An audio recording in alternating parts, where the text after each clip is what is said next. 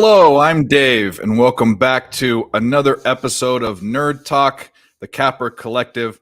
I think it's episode 24, 25. I don't remember. I put it on the thumbnail. But either way, if you've been here before, thanks for coming back. If you haven't, we are usually a bigger group of guys, and there will be some coming on, but we're a group of cappers that get together. And we did this already. This was an idea that wasn't original. Behind the scenes, we would cap with each other. And I said, well, why don't we just kind of do that out in the open? So that's what we do here. So that's the collective part. The nerd talk is, well, that's kind of my thing. I call people nerds, and we're all kind of nerdy because we all look at stats and math and all that anyways. But we do have some changes, and I will make some announcements. But let me bring on another nerd. When we do the show, we got to have LJ. He's not ready yet, but that's okay. Take your time, buddy. I can hear you. Yeah. How you doing? I'm good. How about yourself? What's going on, Rye Guy? Good. Hey, okay. Nice to meet you. Good to meet you.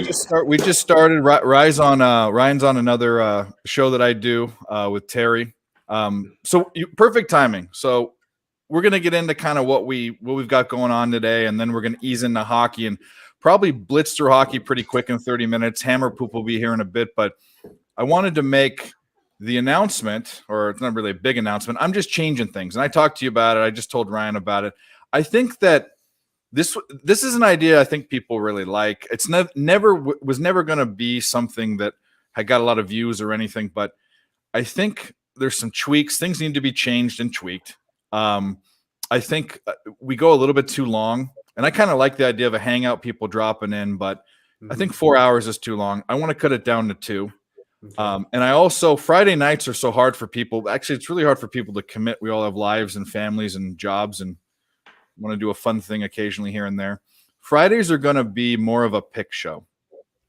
The name might change. I have a concept for it that I haven't completely nailed down, but this is more of a handicapping show where we're kind of open. We throw ideas out. That's going to be one where we're just giving out picks, and it's going to be kind of alternative. There is a concept there that I have that I will either unleash this Friday or next Friday. But I just wanted to say that. And everyone that's watching has watched, thanks so much. I think the Friday show is going to be easier to swallow because it's going to be 30 minutes to an hour. It's not going to be 4 hours. And it's, people want to hang out, they can come to this one. People want just picks, they can go to that one.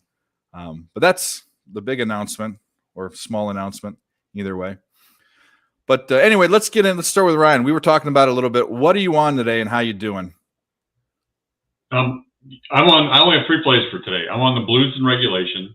I live bet the over on this Ottawa Buffalo game, and in NCAA, I'm in on the San Francisco Dons, who are playing at Fresno State, and that doesn't start for another hour and a half. So I got two in motion and 1 later. What's the line on that San Francisco game? I got it at a pick'em, but I think it's +1 one way or the other. It's pretty much close to a pick'em. Yeah, I have San Fran as 2-point favorites. I like in what I think it's probably going to be an under too. I bet the total's low. I didn't write it down, but San Francisco was a very dominant has been a very dominant defensive team, and Fresno State is too. But San Francisco was a real polished team last year. I liked them, and obviously they went to the tournament and did their thing. But I like that play. I understand. I mean, I don't have a whole lot of capping to talk about the San Francisco Dons about, except that I know they had a lot of turnover, so they've got kind of a new team this year. But my bet was mostly a fade of Fresno State because they were a team. Their offense went through one guy, and that one guy is gone. And yeah. I'm fading them is really my angle here. I don't hate it. My number was right on that. LJ, I know you're maybe not going to contribute too much to hockey, but I know you're probably on a billion bets, but this is the time to talk about them. Well, I'm just on the NBA. My sides, I took Rockets +9. Okay. But that line dropped because Luka was ruled out, so it dropped down to 5. But I took the 9 early, considering Luka played a lot of minutes last night, so I figured one of them was going to be out. It's Dinwiddie or Luka, so jumped on that line early. Took Golden State money line. revenge game. You know, I remember when this Klay Thompson got threw out last game in the Suns. I think Warriors are going to come with vengeance tonight. And I'm with you. And I took Minnesota first quarter, which already cashed. So those are my sides. You know, I got a lot of props, but you know, we get to those later. Yeah. If you want to. But no, it's all good. Yeah, no, I'm with you on that Golden State game. I didn't bet it, but I leaned real heavy to Golden State. I mean, the Suns are still a good team, and Golden State's defense has been horrible. That's really what their offense has been fine. Their defense has been bad, but first time Klay Thompson's ever been kicked out of a game, and you know that no one's ever seen him like that. He's so even keel, you know. Mm-hmm. He's going to be on fire, and Steph's always on fire. And they got smoked by I think 29 points last time. Yeah, it's a time, but we'll get this nerd on too. Should we do it? Yeah, let's do it. Why not? Hold on, we'll do it. We'll find it. Timmer! Libelau, Timmy. What's up, dude? Did you you back from the game already? No, Nick's at the game. Oh, I thought he went to the game. Oh, you went to the game with him. Oh, okay. No, I'm about an hour and a half away from Greenville. For some reason, I thought you were. Anyways, we're just talking about what we're on, and we made the announcement. I talked with you that the Wednesday show is going to be condensed, and Friday is going to be.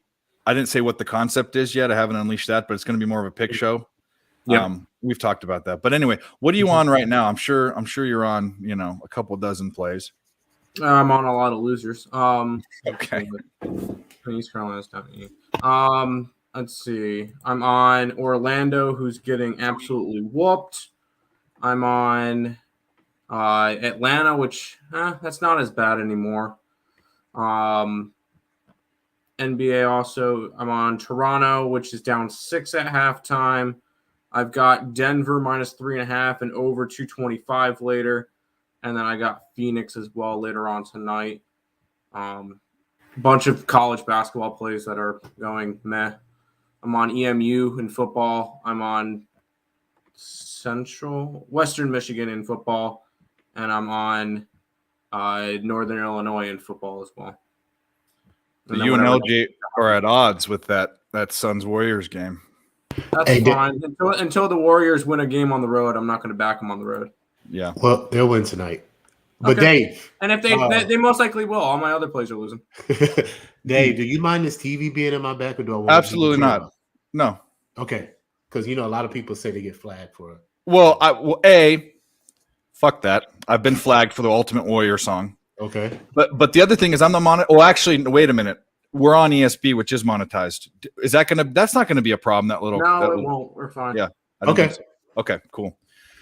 All right. Well, what am I on? I'm on Iowa Seton Hall. It's looking pretty good. Iowa started off horribly. I think it was like a 12-2 start. They're up 32-28, I believe. I'm getting a point. Line went right through 0. Seton Hall is a good team. You can't tell me they're better than Iowa. Iowa did lose one of the Murray twins, but the other one's there, and they're still going to be fast-paced and high-scoring, even though this game isn't. But that was because they're missing a bunch of shots in the beginning. The other bet I'm on, which I need to check up, is Marist, who was shooting 12% in the first half from the field and 8% from 3. That just tells you right there. That's not very good for you non-basketball fans, just FYI. But Dave, you've been on MAC teams, Mid-America. What is it? Mid-Atlantic. Mid-America Conference is MAC. MAAC is Mid-Atlantic Athletic Conference. There's 2 right. of them. Yeah. That's my least favorite conference in all of college basketball. Really? MAC? Yeah, because they're all those teams play in the 60s. It's all like the style is boring. I just there's a couple of good teams like Iona usually has good teams. But I just don't like that conference at all. You're thinking of MAAC, not MAC, because MAC is the other way around. MAC is Toledo and right. the high scoring and no defense. Yeah, no, I know what you're saying. A lot of those schools, like the SAWC, a lot of the schools in the Northeast, Manhattan, St. Peter's, yeah, they're those are boring. all boring games. Yeah, yeah, but those are the best. That's where the money is. Those schools. I was talking to Lenny earlier. I'm like, yeah, the best plays is when I put a play up on like one of my TikTok videos and somebody comments saying, "Hey, what is that logo?" I know I made a good pick. Yeah. What's their mascot? Yeah, somebody asked me like the other day. I put Montana State's logo in there with the Bobcat. Somebody's, "Hey, what's that cat logo?" I'm like, "That's Montana State." Yeah, I love it. Anyways, Morris is going to lose to Lehigh. They just started off and I got 2 points of line value. Went down to 3. Lehigh. Oh, sorry, Akron. Yeah, whatever he said. He called it Akron, and he called it I don't know. We're not talking about him. What else am I on? Oh, I need to check that bet. I'm on my best bet of the day: LaMelo Ball. Under PRA, under 36.5. He was at 15 to start. Yeah, let's see what it is, because that looked like he's averaging under 30 his past 2 games since he's been back. So hopefully, here we go. It's a higher scoring game. 13. He's at he's at 19 with like a third of the game to go. So I'm good. He's got to get 17, 18 more. 18 more. Yeah, I told you earlier that was a good bet. Yeah. Well, see, I pulled one. I told you I went diving for those unders. I wanted to get the non, Anyway, I'm working on the prop game. And then I'm on the under, which I don't know what's going on. The game just started it was 7-7 in the directional Minnesota. That one started off quick and then Western Michigan, Central Michigan. Oh shit, 7-7. We're looking good, baby. All right, let's jump into hockey. Let's do this hockey thing. So I'm starting to get the hang of things. I'm starting to get the lingo down, places where to go. Big help to Nick and Tim and Ryan and Terry and Occupancy and whoever else, because there was a picture. You know what's funny is there was a picture on Twitter. And it was of Mario Lemieux. And I know who that is. I know him by face. I don't even need to see his jersey. I know who he is.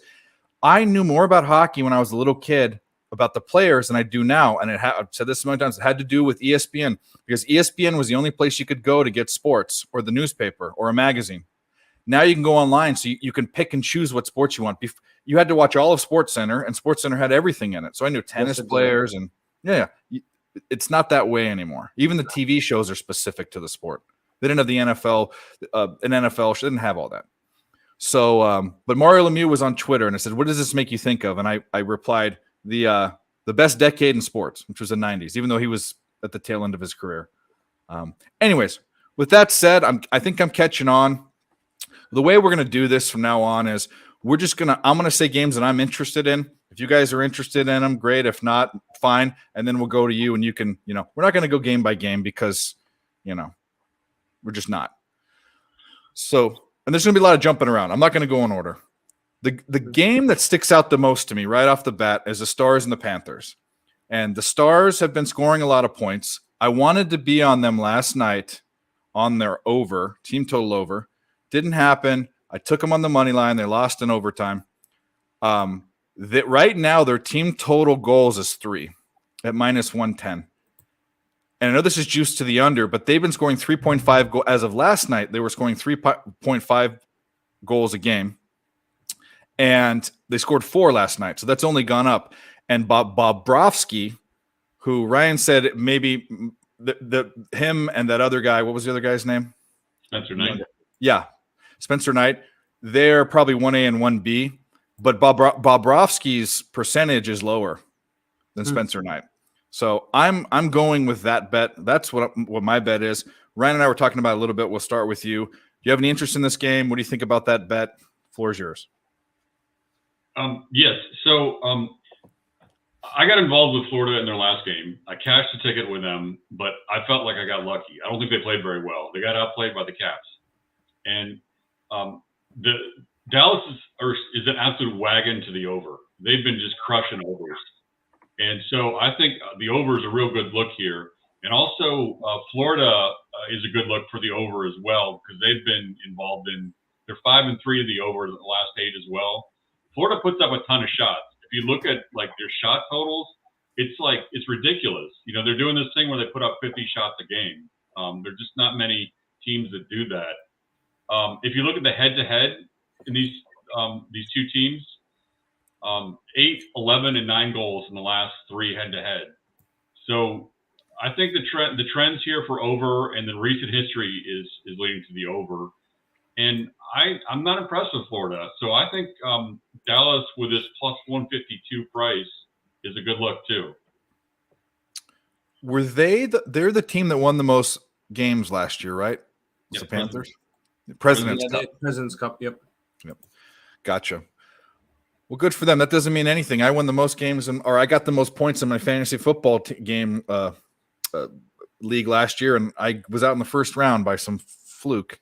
And Florida went out in the second round last year. So yeah, makes sense. And the Dodgers and the Mets, we can go on and on and on. There was a couple of years ago, it was the President's Cup trophy winning Lightning, and they got swept in the first round by the Blue Jackets. I think I remember hearing that. Man, it means nothing. Yeah. You're good. I mean, it means you're a good regular season team. Means you're Peyton Manning for most of his career. Yeah. Even though he's still one of the best quarterbacks ever. Anyways, I shouldn't say that because he kind of redeemed. He was like John Elway. He didn't get one to the very end, and he got, well, he didn't get 2 to the very end. Yeah. John Elway got 2 back-to-back. Anyway, Tim, do you have any thoughts on that game? I haven't really looked at hockey at all. Yeah. We'll probably zip through this because your brother's more of the hockey guru, and he's you have one play. ECU game that has 3 minutes left. By the way, if you guys haven't jumped on this trend, and we only know this because it happens every single game so far, and it's the school we pay attention to. Fade ECU first half, live bet them at halftime, every single game, because they've gone down 18 and 19 points, and I think they were down like 15 or something in this game, and they're winning now with 2.5 to go. Your brother got him down plus even money at down 10 points. Yeah, they were 10-point favorites coming into. There's no way I laid points with East Carolina though. Was that you or your when you got it? Yeah, Nick did because he's at the game. He bet it. I did 72. You know what's funny about that is it's the Pirates versus the Pirates. Yes, that's funny. Our Pirates are better though. Anyways. The butt Pirates. And then in football we get Houston coming up, so let's get it. There you go. ECU's playing better than expected. Houston's playing worse than expected. Yep. I had Houston to win the American. Big game for me this weekend. UCLA versus USC. I mean, that's got. I mean, it's a slightly big game. It's not. Usually, it's not because both teams suck normally. Well, one usually sucks and one's really good. And for years it was us, but then. Man, oh man, this is big. I mean, there are so many different situations, and I'm not going to get my hopes up, but there are so many different situations that a one-loss USC team that lost to Utah by 1 point in Utah can get consideration for a playoff spot. Yeah, you have to run the table. The rest of the way. If you run the table, you're in. Yeah. But UCLA, Notre Dame, and then Oregon. That's the. I mean, I think Oregon's fried. Holy shit. We go up against what, Utah? We got Utah this week coming up. Do you? Mm-hmm. I hope. I don't know. I'm not going to say that. I secretly hope that Utah still remains a quality win for them. But anyway. 100%.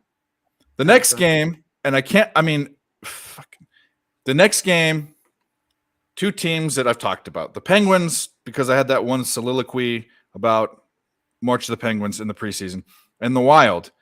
And I didn't realize until today, and granted, everyone on this show knows, and everyone in the world probably knows by now, I have to bet the Wild every game. I don't have to, but I am. It's an experiment. Half a unit. I'm down, betting half a unit, I'm down 2.5 units, which means I'm down 5. I'm hoping for a quick death. I want them to lose 10 games or whatever that takes to get to down 5 units so I can end the bet. That's the mercy kill. I'm out of it. Which probably now is going to happen because Flower Power's out. Mark, what's his middle name? Mark Anthony? Marc-Andre Fleury. Yeah, He's gone. And I don't know how good their backup is. Ryan can probably speak to it. But not good. So right now they're at minus 110. And the Penguins have not been good too. I'm going to be on the Wild, but I'm thinking about maybe hedging this in some way with a total bet, or maybe even betting the Penguins the other way for a full unit. Ryan, what do you think? You only have to bet the Wild, right? You don't. It doesn't matter whether I have to bet the Wild, but I bet a unit on the other side before, So it's like that's smart. There you go. Yeah. Anyway, what do you think, Ryan? I don't like this game. If I had to make a bet, it would be the under. I don't understand why they set it at 6.5. I don't think. I mean, the goaltending matchup wasn't great. The Smith and Gustafson are. I just don't. I don't understand. Minnesota doesn't score goals at all, and they're responsible defensively. So this has the markings of a low scoring game to me. The only thing I could see. Minnesota's really struggling to score, and Pittsburgh is a team that will give up goals. So I could see like the cork breaking here, and Minnesota basically just they get on a roll and they're like, all right, let's pour it on. I could see that possibly happening. Oh, Crystal, I envy you. I wish I could be done with them. I've told Nick, I'm like, I do not want to see the Minnesota Wild up on the site, and still we have Minnesota Wild games up on the site. So. But it's not even like, okay, so you don't bet them and they lose. But here's the deal. They give up a ton of goals and they start scoring a little bit. So you bet the over. They don't show up, it's the under. You bet the under, like Ryan's talking about tomorrow, they'll score 5 goals. It's just everything you do, you can't get them right. And they're just so frustrating. Very frustrating.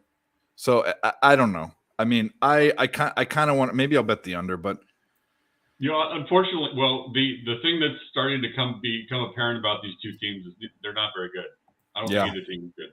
Yeah, no, they're not, and it's a shame because Crosby's still one of the best teams, best players in the NHL, right? Yeah, he's not what he was.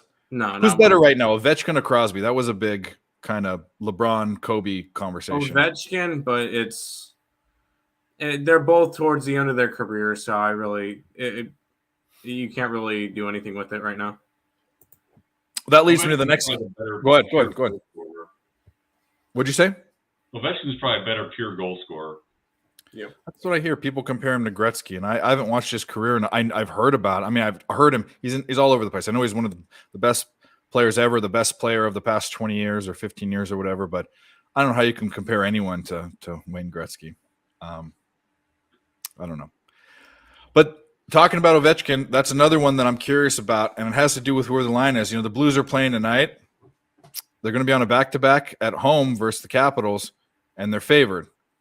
So, Ryan, why would the Blues be favored against the Capitals on a back-to-back? Capitals in rough shape. They've got a ton of injuries. They may be getting some guys back, so they got Carlson back, but Orlov is a big part of their defense, and he's out, but maybe coming back soon.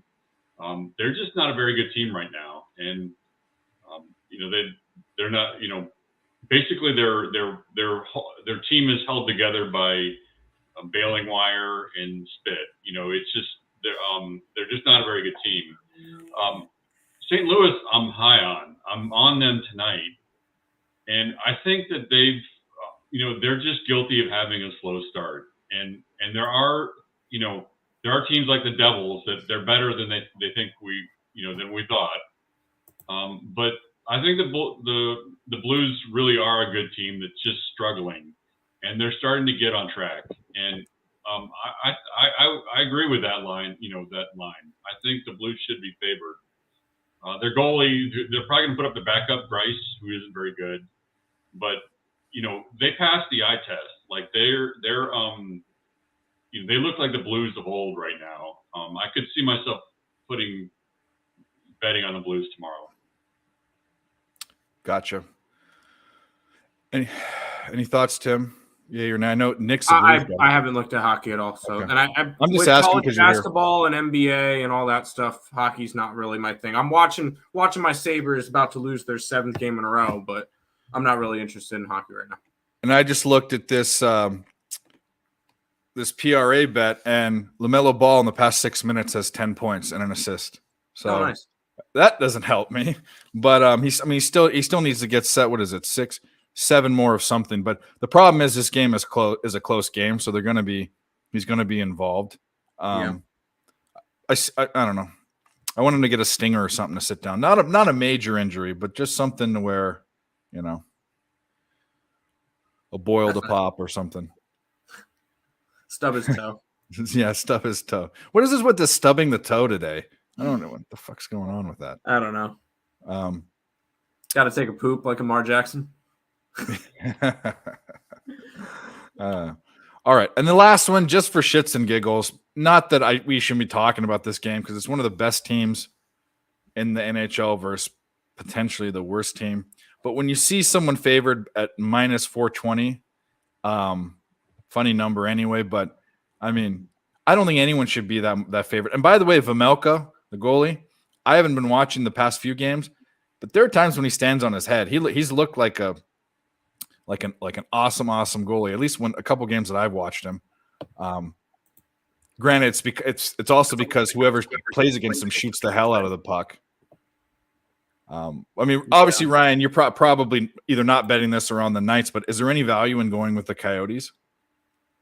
Yeah, there's value with the Coyotes. Yeah, Vejmelka's only got one loss in November, so he's doing. The Coyotes, like they're on this mega road trip right now, right? So they're on this super long road trip, and I'm not sure. I think they won the first 3 games of the road trip, and now they've lost three straight. No, they lost 2. So they're not on the roll that they were a week ago, but yeah, there's value. They're playing well. The question is, does Vegas really lose 3 games in a row at home? This is like we think is the best team in the league right now, and probably a cup contender. Do we really think they're going to lose 3 at home? And I just think it's worth a sprinkle. It's worth a sprinkle on Arizona. Plus 320. I mean, just on that alone, I'm probably going to put a half unit on it. I mean, hell yeah, 3.2 to 1. Yeah, it's funny. I don't know why I'm kicking myself. I saw a quote with Bruce Cassidy, the Golden Knights coach, and he in the quote he basically said like, yeah, we're winning all the time and there's no adversity, and if we keep winning, we're not going to face adversity and it's going to come and hurt us. He basically said in the quote, we need to start losing. We need to start losing, and they did. I don't know why I should have jumped on that and bet faded them just because of that. So Arizona went on so on the road trip, they beat the Capitals, they beat the Sabres, they beat the Islanders, they lost to the Devils, who were playing great. They lost to the Rangers, no disrespect there. So they granted they traveled across country, but they haven't played in a day or two. I think the line, I mean, it's kind of like that baseball thing of when a team's plus 300, bet them. But there's actually a little bit more value in that because I've seen this goalie play well, really well. Nick was going off about how he might be the what they call it, the Vesnup. What's the Vesna Trophy? Yeah, he said Best goalie. Yeah, I don't know how you can be I guess you could be the best goalie on the worst team. He's not going to get it. It's like if Orlando Magic player tried to win the MVP award in the NBA. It's not going to happen. Okay. Well, that being said, Sandy Alcantara did win the Cy Young on the Marlins. He did. You're right. Just so tonight, what do we know? Him and Justin Verlander. But was there any? I mean, Justin Verlander. There was Verlander. No question. It was not close with Verlander. Yeah, like the best year he's ever had, and he's as old as he's ever been. Oh yeah. Anyway, that's what I like in hockey. I mean, the only bet I'm betting the Star. I'm betting the Stars team total at 3 at minus 110. In fact, I'm gonna put in the bet when you guys are done or when you're talking. And I'm probably betting half a unit on the Coyotes or the Coyotes, as my grandpa likes to say, or a lot of people around here say Coyotes. Where did you get the 3 total? Is I thought I saw MGM. Yeah. Okay, because there's very few books that have team totals on right now. But MGM's the one I look for. Yeah. If you can bet him, if you can bet MGM, if you can't, sorry, so sad, whatever. I've never tried a VPN. I have a VPN to do Game Pass to watch. It doesn't work for the sites. No. This is, by the way, life hack. You can't. I live in a place where you have to have direct. A lot of places you can get NFL Sunday NFL game Sunday NFL ticket without getting DirecTV.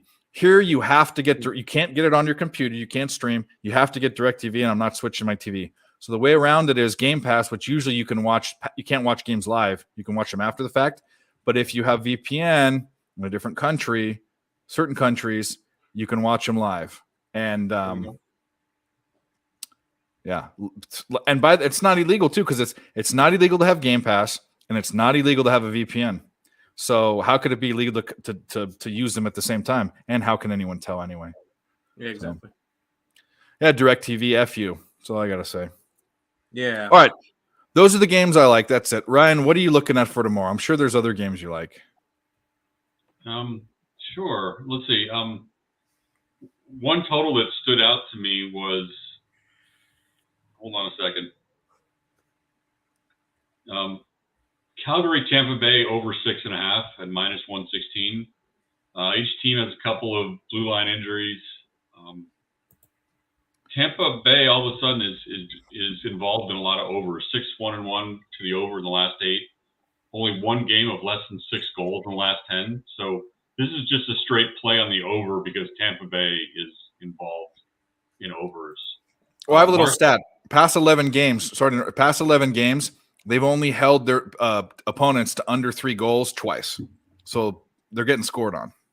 Right. Yeah, and yeah, I was on Dallas against Tampa Bay the other day. So yeah, and Markstrom for the Flames, his last 5 games are 5, 2, 3, 4, and 4 goals. So Markstrom can give up goals as well. So I think this is going to be both teams contributing to an over. I also like the Avalanche. I think they're getting a good value here at plus money on the road against Carolina. They've won 4 straight before a 3-2 loss to Carolina. Yeah, I know Colorado is only, has been playing some pretty bad opponents, Columbus and Nashville. But I just think that this is the Stanley Cup champions, and they're in good form, and we're getting plus money for them. I think that's a play I want to be on. I think we're getting a good value with Montreal here. Columbus is just a shit show. And the reason this line is reasonable is because the Blue Jackets have had a couple of respectable games. And now Merce Lakins is injured, their goalie. So we get Jonas Korpisalo for the Blue Jackets. And it's just, Columbus is just a mash unit. Werenski's out, Laine, Blankenberg, Bean. They just got injury after injury after injury. You hate to lay a price for Montreal on the road, but this is just a circumstance where they're going to win. Montreal's going to win this game, and they won 3 or 4 before losing to New Jersey. So Montreal has been playing fairly well. So that's one of my favorite plays of the day is Montreal. Montreal Canadiens. So let's real quick before once you look at that, I'll answer Cab. I'm not on that game, and brother, that's probably not a game I'm on because I usually am on the smaller stuff. But I think Ryan's on it, and I'm sure Tim has an opinion about the Gonzaga Texas game. I saw Ryan, you're on it, right? Did I see that in the chat? No, I'm not. I thought it was someone else. Tim, what do you think? Yeah, I lean Texas. And it's a gross line because a lot of people are going to see, Gonzaga is what are they, number 2 in the nation? They're number 2, right? Sounds about right. Texas was favored in one of my indexes, by the way. Yeah, we have Texas as a 1-point favorite, but at home, a lot of people are just going to see the numbers and want to go after Gonzaga. Oh, Gonzaga at plus money. Don't do it. There's a reason why they're plus money tonight. I would take Texas. I didn't bet it, though. Celebrating the score there. And then Kevin says, Emu is going to hit. About parlaying don't say that. Dude, don't say that. Don't say that. It's very early. Yeah. Yeah, don't do that. It's in the 4th, but I got you. Anyway, back to hockey. What else? You're on the Canadiens against the Blue Jackets, a game that I wouldn't know what to do with because I don't know. I haven't followed either of those teams, but I know Blue Jackets were doing horrible, and then they beat the Flyers, and then that ruined my Flyers streak. And but anyways, what else, Ryan? Anything else? Yeah, I'm going to be on Winnipeg, and it's tough to. They're a heavy favorite against Anaheim. Anaheim's coming off of a good win. They're looking a little bit better, but this Winnipeg team has been crushing. They've won 7 of the last 9, and one of those losses was an overtime loss. So really, only one regulation loss in their last 9. What's interesting here is if you look at the history, I could not find an Anaheim win in Winnipeg going back to 2018. So there may not even be one in the history of the new Jets franchise. Mm-hmm. So that's a pretty significant trend that Anaheim's never won. And you have to either lay some juice or do a regulation bet. LJ liked what you just said. He's writing down. See, Perfect. right. LJ, by the way, LJ is known for diving deep into like just trends no one knows. Like there was that trend I don't know about. UTEP football hadn't won a game in 100 years in the Eastern Time Zone. They'd played 25 or 24. He picks that out. That's something I knew would get his attention. As I saw his eyes perk up. Because he's got some crazy trends. That was a good one, and Anaheim gives up a lot of goals too. So yeah, I like that. And Anaheim hasn't won a game in regulation this year. Yeah, right. Bring back Emilio. If you look at Gibson too, their goalie, like he's 3-8-1, I think. So he won yesterday, so that's where one of those ones. So and then one of them was the first night of the season. So he's had two wins since early October. It's really hard to back that. Yeah, 100%. So in this Blackhawks game, suddenly at the end of the second, it's 4-2 Blues. So there's a lot of scoring in the second period. Yep, over's 1 goal away from being good to go. Are you on the over? Nick's on the. I'm betting everything that Nick puts on the site. Okay. So over and Blackhawks. Yeah, I'm on Blackhawks. I figured that. Oh, well, why else? I mean, I need to find, have fun with it, but I can't go overboard. I think the 3 teams I like to bet the most, actually the 2 teams I like to bet the most are the Blackhawks and the Kings. But this is the thing. I like the Blackhawks because people don't like them and they're bad. I like their logo. I sound like someone else with picking teams that are green. And then the Kings I like because I can post the stupid Monty Python gif in Twitter, which is that's one of the funniest movies ever. And if you haven't seen that, if you're a younger generation, do yourself a favor and watch it. I think that's a generational comedy. It's just so stupid. It's funny. Just stupid. I love it. All right. So I think that's it for NHL, unless we have some other thoughts. We're gonna. Nick's on his way back, but we're gonna Hammer Poop's gonna be coming. We're gonna just jump into football, and until then, we'll maybe talk a couple other sports. But Ryan, if you have anything else you want to give out, let us know. If not, give us our Twitter. You're welcome to hang out. I know you don't do NFL, but Yeah, I may either hang out here or from from the YouTube channel. Okay. Yeah, you're more than welcome to. What do we got going on? We'll update everyone. Iowa's winning 65-56 with 6 minutes left. They're shooting free throws. That's good. I'm really sweating this. I didn't think LaMelo Ball would go off. He's at 31, 24 points, 6 assists, 1 rebound. The game's really close. They got 4 minutes left. That's going to be sweaty down to the wire. Where did you take it? What's the number? 36.5. And he has 31? Yeah. Okay. 4 minutes left. But the thing is, it's a close game, but he was steadily really slow. And then all of a sudden he went from 19 to 30 and he only had 1 assist. He had 10 points in like a 6 minute span, 3 minutes of the third quarter and 3 minutes of anyway. So I still like my cap on that one, even though it's questionable. And then Morris was a bust. What did they shot? Robert Morris? No, not Robert. Morris. The Red Foxes. Marist. Never mind. Yeah. Marist and Lehigh. Heidi Ho. I remember Lehigh. I remember watching them when I was younger. Knock Duke out of the tournament. They're in Marist is in Poughkeepsie, I believe. And Lehigh is in Bethlehem. Yeah, I'm pretty sure. Oh, wow. And Lehigh is in Bethlehem, Pennsylvania, I believe, which I've been to both of those places. Lewisburg, Was it? Pennsylvania.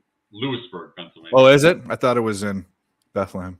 Yeah, if you, I used to live in Baltimore, and if you drive straight north, you end up in Lewisburg eventually, and yeah, that's. Is Bensalem or Bethlehem that has the Sands Casino? I've been there before. I forget which one it was, but 64-54. I mean, they were down 19 points at one point. Their team stats, 28% from the field and 23 from three. So they came back with threes, but man, oh man, they just largest lead was 22 by Lehigh. Anyway, let's talk about those shitty teams. What else is going on? What do we got going on in the football game?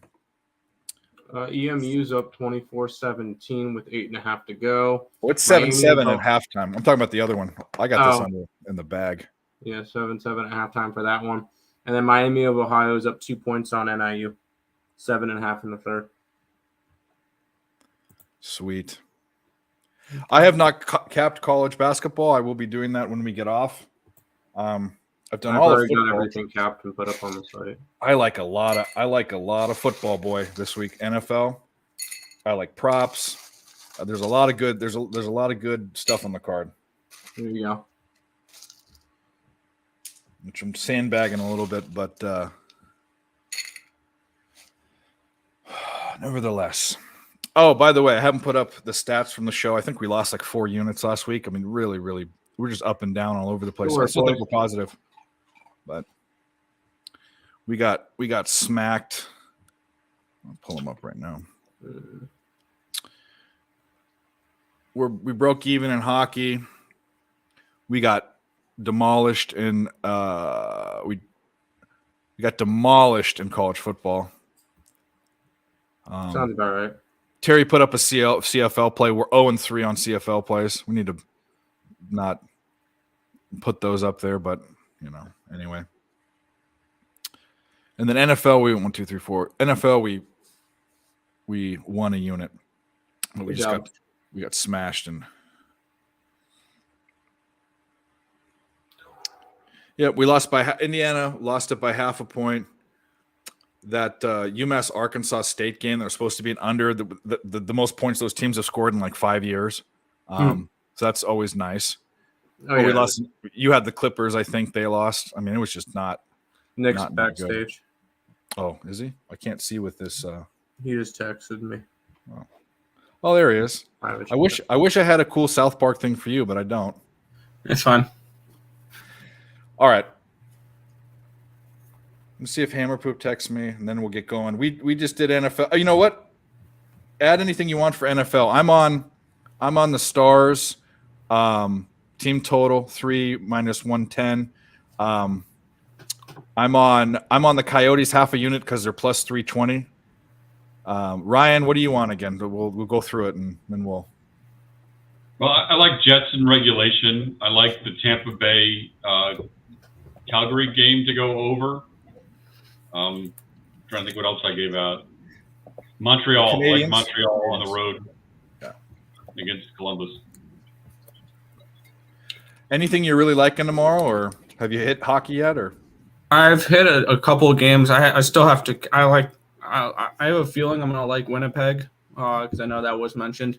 Just because Anaheim has just been a team that my model has absolutely hated all year long because of their bad defensive numbers. Because they suck. Because they give up like 4 expected goals per game. So like they're a team that gives up a lot. So I definitely probably going to see myself on Winnipeg. Still got to crunch the numbers for that one though. I am on the Stars. I took their money line at plus 149. I had that game closer to a pick 'em. I am on that Yotes game. I got under 6.5 in it. I had it projected for what was it? 5.12 goals. And I don't hate taking a shot on the Yotes. This could be a game that they can win 3-2 or 2-1. Something on those. This has the feel of one of those games where the Vegas Golden Knights are going to put up 38 to 42 shots and maybe score one, and Korova Milk is going to stand on his head. That's the type We saw it in that one game. Like, honestly, I don't bet props that often. If Korova Milk is confirmed tomorrow, take a safe prop. I need to look a little bit more into Vegas's shot numbers, but I feel like that's a team that you can easily get 35 to 40 saves against if he plays well.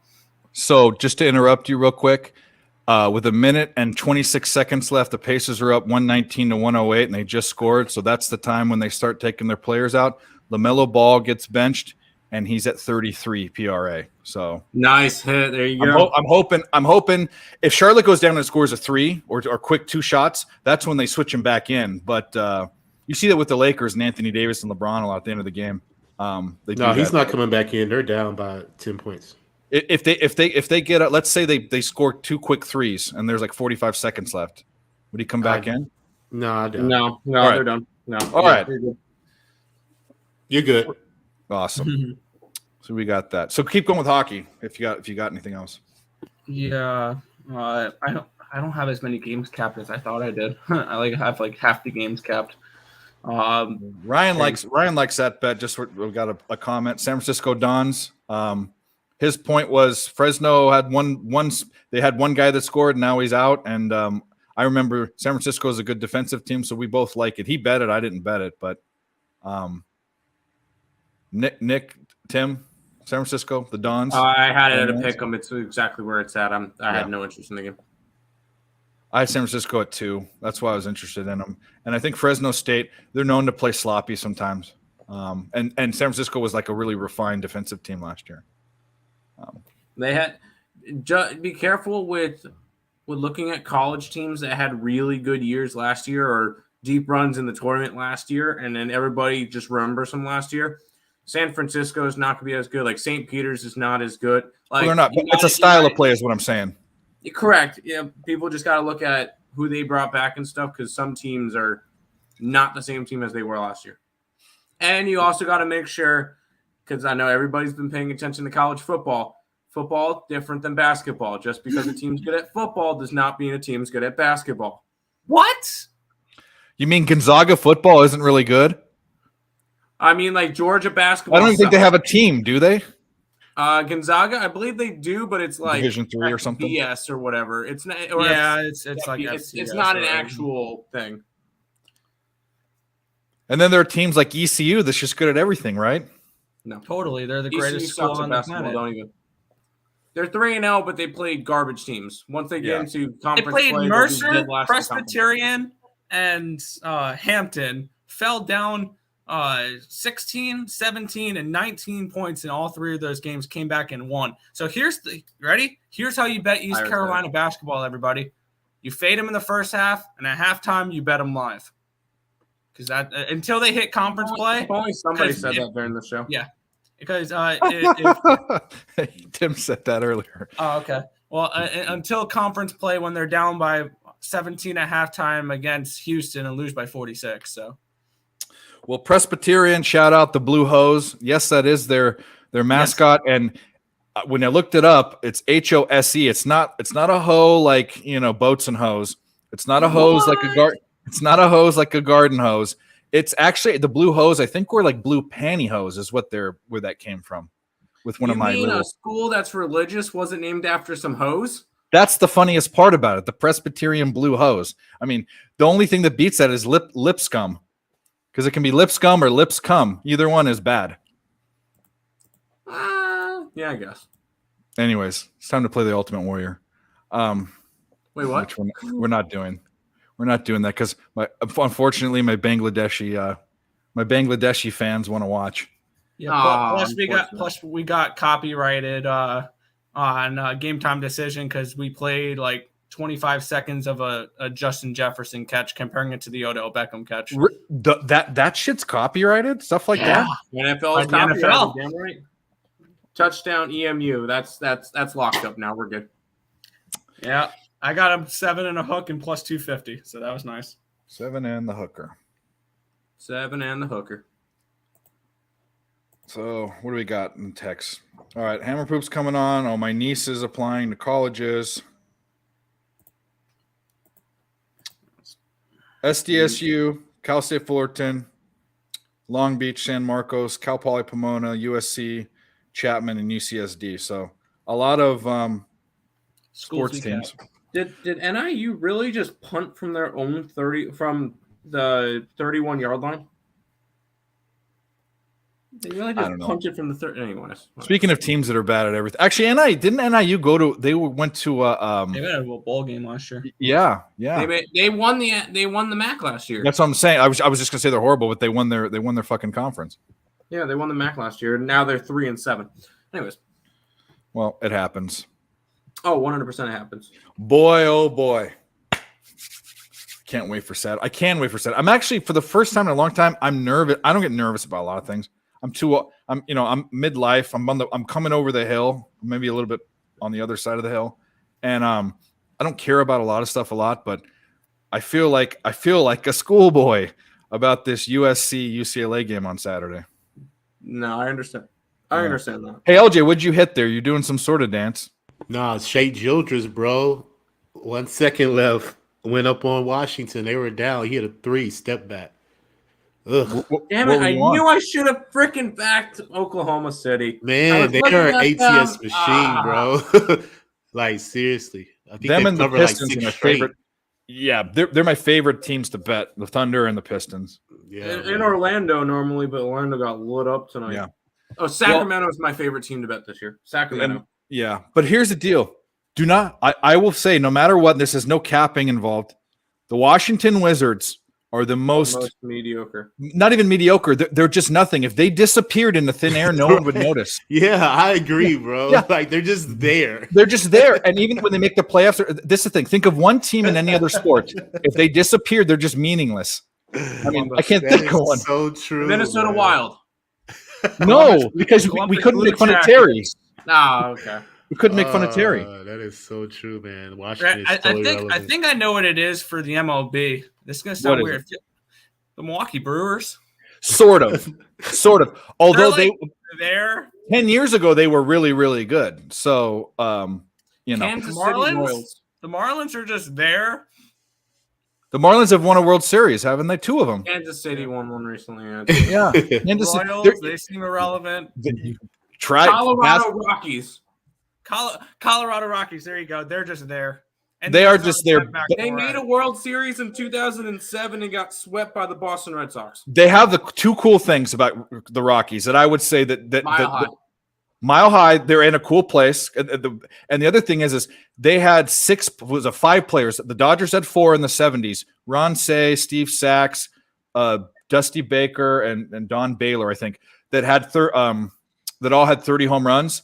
In the 90s, they had 5 players. They had Dante Bichette, Bo Bichette's dad, Luis Castillo, Ellis Burke, Andres Galarraga, and Larry Walker. They have there's never been a team that's had 5 guys that had 30 home runs on it. And they had it. The Wizards have nothing. Who's their best player? Bradley Beal, Russell Westbrook. I mean, Westbrook's not even there anymore. Bradley Beal. Really? Juwan Howard was on them when they weren't the Wizards. Chris Webber, who, by the way, should be a Hall of Famer. But their best player ever was Wes Unseld. That was when they're before the Wizards. They were the Washington Bullets. Yep. Bullets. Oh, they had that one guy, Michael Jordan, that played for them for a little bit. Oh, yeah. He did. You're right. We just had that argument the last game about the best. We were talking about, like, who's the best player to ever play on the Blues? And it's Wayne Gretzky because he played there his last year. Who's the best player to ever play on the Kansas City Chiefs? Joe Montana because he played there his last year. It's like, it doesn't count. Best player to play on the Jets, Brett Favre. There you go. Well, Joe Namath for 1 year. Oh, Namath, whatever. Brett Favre because he played there for 1 year. Yeah. There you go. Oh, we got. Want to be a Jet? Like that's just like that. What do we got here? We got the outlier game. What is that little symbol on the boat? On the ship. I don't know. Shouldn't count too much on the battleship. Yeah. No, they won that game. That's fine. Oh yeah. Kevin, you're creative, dude. I can't get that creative with emojis. Mine is like poop, happy face, poop, happy face, sad Poop, face, happy face. thumbs up. Hammer, Right, poop, happy face. Actually, I do one that's inappropriate, but it has to do with fingers doing certain things. But Hey, one thing about the Zags is that they can put up a ton of points. These marked few teams will put up a ton of points. And a lot of times in this early part of the year, the books are off on their team total. And it's like a game of how high is it going to go? And that could happen with the Zags this year.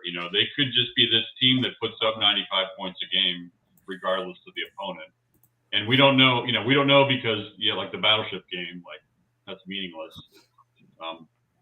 Not meaningless, but it doesn't really tell the tale of what they are. And by the way, two things about that. One is Gonzaga meets my a system I have for unders a lot because they're always they're favored by 20 points and they're always at 150 or higher. And I have this thing where if you're favored by 15 points or more and the total is 150 or higher, I'm looking at the under because usually teams take their foot off the gas. Now, there are teams that are buttholes like Arizona that will just run the score up on you. They don't care. They don't care. But Gonzaga has hit a lot of unders, and they're close. They're never gimme unders. It's always like Gonzaga scoring 95 points and the other team scoring like 55. Yeah. But that's a good point. But the other thing is, did you guys watch that game on the Battleship? How did that drone was the worst angle. I couldn't believe the production was horrible. I didn't watch it. It made you seasick watching it. Almost like it was on a boat. A lot too. Yeah, but it was at an angle where like it was down at an angle, and instead of switching, they had a bunch of cameramen all around. They never switched away for the drone. The drone just went back and forth. And I was with Cab and Moose on a show, and we're like, dude, we're actually really getting seasick, and we're not even on a boat. Like it just showed poor production. That's a failed experiment. They need to figure that out. Anyway. That's the Battleship. Let's just jump into NFL and Hammerpoop can make his way here. I like one bet in tomorrow's game, big time. I got a start under total for tomorrow. No, I got a prop. It's kind of an obvious one.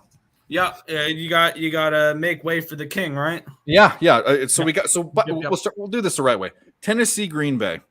I've got Tennessee I have Green Bay at -1.5. So it's a lean to Tennessee, but here's the deal. The rushing prop was at 103. I think it's at 104 now at -124, but I'm going to ladder it because Green Bay's got the 26th best, or I guess you look at it, the 7th worst rush defense as far as giving up yards. And the last time Derrick Henry faced a bottom 5 to 6 defense was the worst. It was Houston. He ran for 216 yards. So what's his prop for over 200 rushing yards? I'm going to ladder it. I'm going to ladder it up 5 or 6 rungs, half a unit each, and I'm starting at 104. And I'm going to go for it because, and by the way, Tennessee's not a bad look too, even though Green Bay's supposed to come back, because Tennessee just went into Kansas City and played the hell. Oh, did Ryan just leave? I didn't. Yeah. No. Bye, Ryan. Anyway. Thanks for coming. If you're watching this, by the way, appreciate it. By the way, you can get Derrick Henry at over, we'll call it 163.5 because it's 164 plus rushing yards for plus 409. That's going to be something I bet tomorrow. I'm going to ladder it all the way up to there because he's going to run for 180 to 200 yards. I might be disgusting and spend like 2.5 3 or 4 units, laddering it all the way up to like 200, half a unit each. I might do that. That's the most that Bet Online will let me do is 164. And that's the thing too. I've recently been with props and with live betting. They've just started, the first time in my career that I've started to get limited. They're not liking me very much. A lot of these sites. The reason why is I'm pounding one book because I'm trying to cash out or trying to move money from one to another, and they don't like me. No, it makes sense. Yeah. I mean, anyway, so we'll start with Tim. What are you looking at in this game? Like I said, I'm not going to take a side. I'm looking at the under, and I'm taking Derrick Henry's rushing prop. I'm on the under. I have no other real opinion for this game. I think Green Bay's as crazy as it sounds, I still think Green Bay is the better team. I think their defenses are about comparable, and when it comes to it, the only difference between the two of them is that Tennessee has a better running game. And as crazy as it sounds, Green Bay has a better passing game. I think and that's the entire thing of who's going to do better, Green Bay passing it or Tennessee running it, because Tennessee Titans are now a what do we call them? An academy team, like a Navy or an Army, and they just run some more, which A, helps the under a lot, but B, they're not a fast paced team. I'm gonna go under in this game. I probably want to look towards Tennessee team total under. I'm not high on Tennessee at all. I think this is another one of those ugly 17-13 games. I think Green Bay wins. What do you think for the game? Yeah, I'm right there. Who's going to do better? Tennessee's the better run team. Packers are the better passing team. I'm right there. So I lean under, and I'm always going to favor Tennessee first half cover because they're horrible in the second half. So they didn't hit it last week, but they end up covering the second half. So I think the trend will jump back on. Considering on the road, they're 3-1 ATS as a dog on the road. No, they're 4-1 ATS as a dog on the road. I'm sorry. 7-2 ATS overall, and they've won 7 straight ATS win streak. So I would take the first half. Like I said, at the end of the game, probably be shaky. Something can happen. Packers get a pass interference or some shit like that to make it go over the spread. But first half, I will lean Tennessee and definitely will put my money on the under. Nick, you're up. Obviously, I've already bet the under in this game. That should come as no surprise. I got under 41 at -110, and I'm surprised this line's continuing to climb. I'm probably going to throw another bet down on the Titans here in this game if it gets to 3 and a hook. I got +140 with them on the money line. I can get 3.5 at -125. I think probably more money comes in on Green Bay because they won last week. They finally won a game. Now they're back.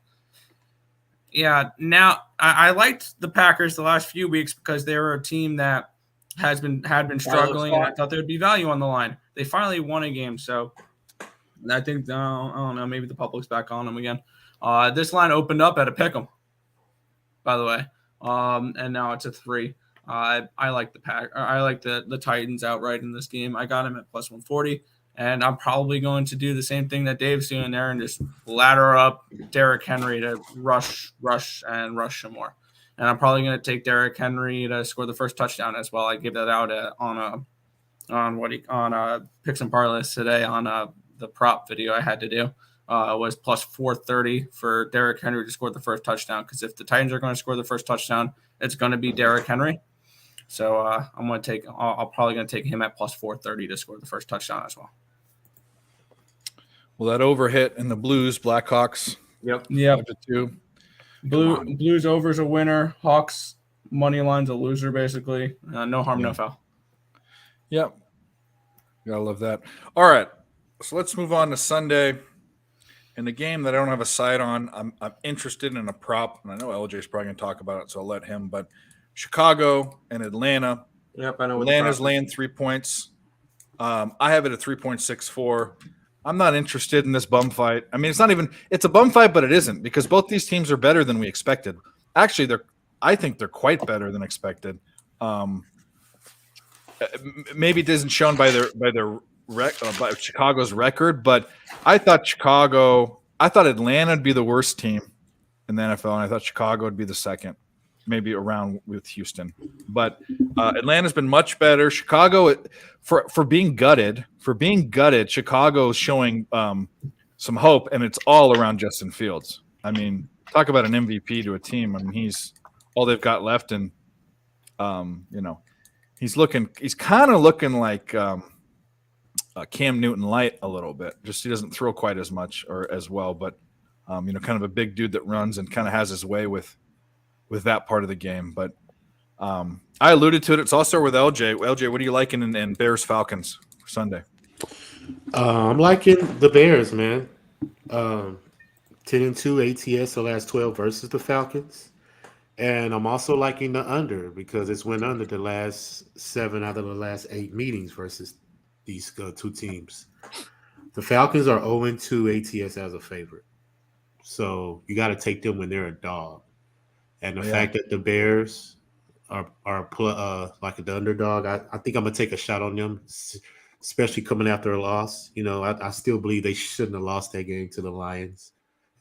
Justin Fields, that was a bad interception he threw. So I believe he's gonna want to bounce back from that mistake and prove a point, and try to win this game. So I'm gonna take Chicago plus the 3, and I'm leaning towards the under total. You're not liking Justin Fields? Yeah, I am, but I said that yesterday. So Granted, we don't have the numbers out. We don't have numbers out yeah, yet. I don't know the prop yet. So but I'm leaning towards that. Yeah, but I can't make it official unless have the numbers. So you're right. I forgot about. We were talking about the reason why we were talking about props is because the game's tomorrow. No shit, they're out, but they'll be out Friday or Saturday. I definitely tweet it out for sure. Yep. Nick, what do you think? Bears, Falcons. Justin Fields rushing for, I don't know. What's the total in this game? Because I saw it went up. 49 and a hook. 49? Yeah. Okay. If it hits that magical half-century number, you know where I'm going in that game. Yeah. If I get a 50, I'm going to take it under. I'm leaning, I believe. Let me get up. I should get up my numbers. That'd be good. That'd be good. That would be a good idea. I have this game at Chicago or Atlanta -3. So I have this game right on where it needs to be. So pass. If it hits 50, I'll take the under. Other than that, no, thank you. 1-800 gambling. Yeah, really. Something interesting with the Bears. They could be the first team officially eliminated from a divisional race this week. Okay. With a loss and a Vikings win, they will be the first team not eligible to win their division or eliminated from their division. They'll still be in it then. So, anyways, I figured I'd throw that one out there. I thought that was an interesting little trend or interesting little statistic there because, sheesh, not even but there's a couple of teams that you look at like, wow, they're not the ones. Nope, Bears. Anyways, no, I don't know. The Bears have been playing well and losing. Weird. I mean, how many teams can you say, hey, we scored 33, 29, 32, and 30? Hey, guess what our record was? 0-4. Oh. That's what I'm saying. That they've looked better. Their record doesn't show it, but they've looked better than we thought they were. I mean, they look better than they look a lot better. I would lean towards the Bears in this one. Probably a team total over, maybe an over, but I'm not going after this game probably. All right, we're gonna bring on hazmat suit. Hammer Poop. He's in the dark. What the hell are you doing? If you're jerking off, I'm kicking you off. What are you doing? I'm driving like an idiot. I had to drop the Wi-Fi. He's jerking off. Well, you want to get home first? I'm going to a bar, so. Oh, okay. Well, you want to do it from the bar? I might. Yeah, I'm gonna try to see if I have enough battery, but I wanted to hop on and hear Cool. what you guys kind of for a little bit. Yeah, I know you like that. I know you like the game, the Cowboys game. I do too. From the angle. I was going to say I wanted to talk that one specifically with Hazmat. Okay, well, let's just get right to it then, because I tweeted it out to him on like Monday. Yeah. You added, yeah, I love it. So here's the deal. So Minnesota, I have them as a 1.5 point favorite. But here's the weird thing, right? And I'll let you guys talk about this. They're getting points at home. So what are the scenarios? And I'll start with Tim or with Nick. What are the scenarios? Why is it this way? This is poopy at its finest because it makes no sense. Because Minnesota just did something crazy. Yes, correct. I have this game. First of all, I have this game on the document where I write all my projected lines and all that. I have this game labeled Minnesota -1, but with a couple dash marks, trap of the week. Yeah. This is smelly poop right here. You have the Minnesota Vikings coming in off of the game of the year, people are saying, beating the Super Bowl favorites, Buffalo Bills. They're now 8-1. They're tied for the best record in the NFC, and they're a dog at home.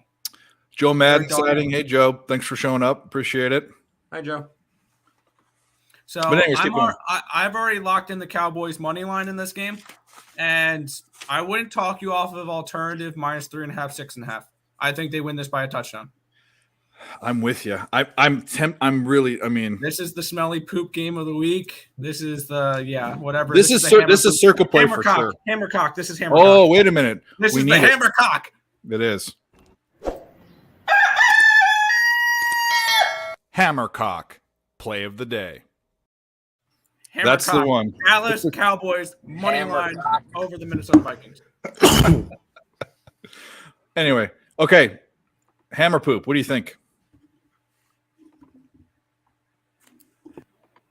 Yeah, when he tweeted me the other day, that's exactly what I said. I said, you've got a Cowboys team that just blew a 14-point lead, and you got the Vikings coming off this heroic road win where they're just nobody thought they could. They're almost a touchdown dog with this Josh Allen, and then unbelievable comeback down 27-10, and now they're coming home, and most people probably say, man, I can catch a point or two with the Vikes, the home dog. Give it to me. Not so fast. I love a smelly road fave, especially when 60-70% of the public's going to be all over the Vikings. So yeah, I like it. It's going to be a for sure play. Lest we forget that the Vikings won the game and they got a second chance.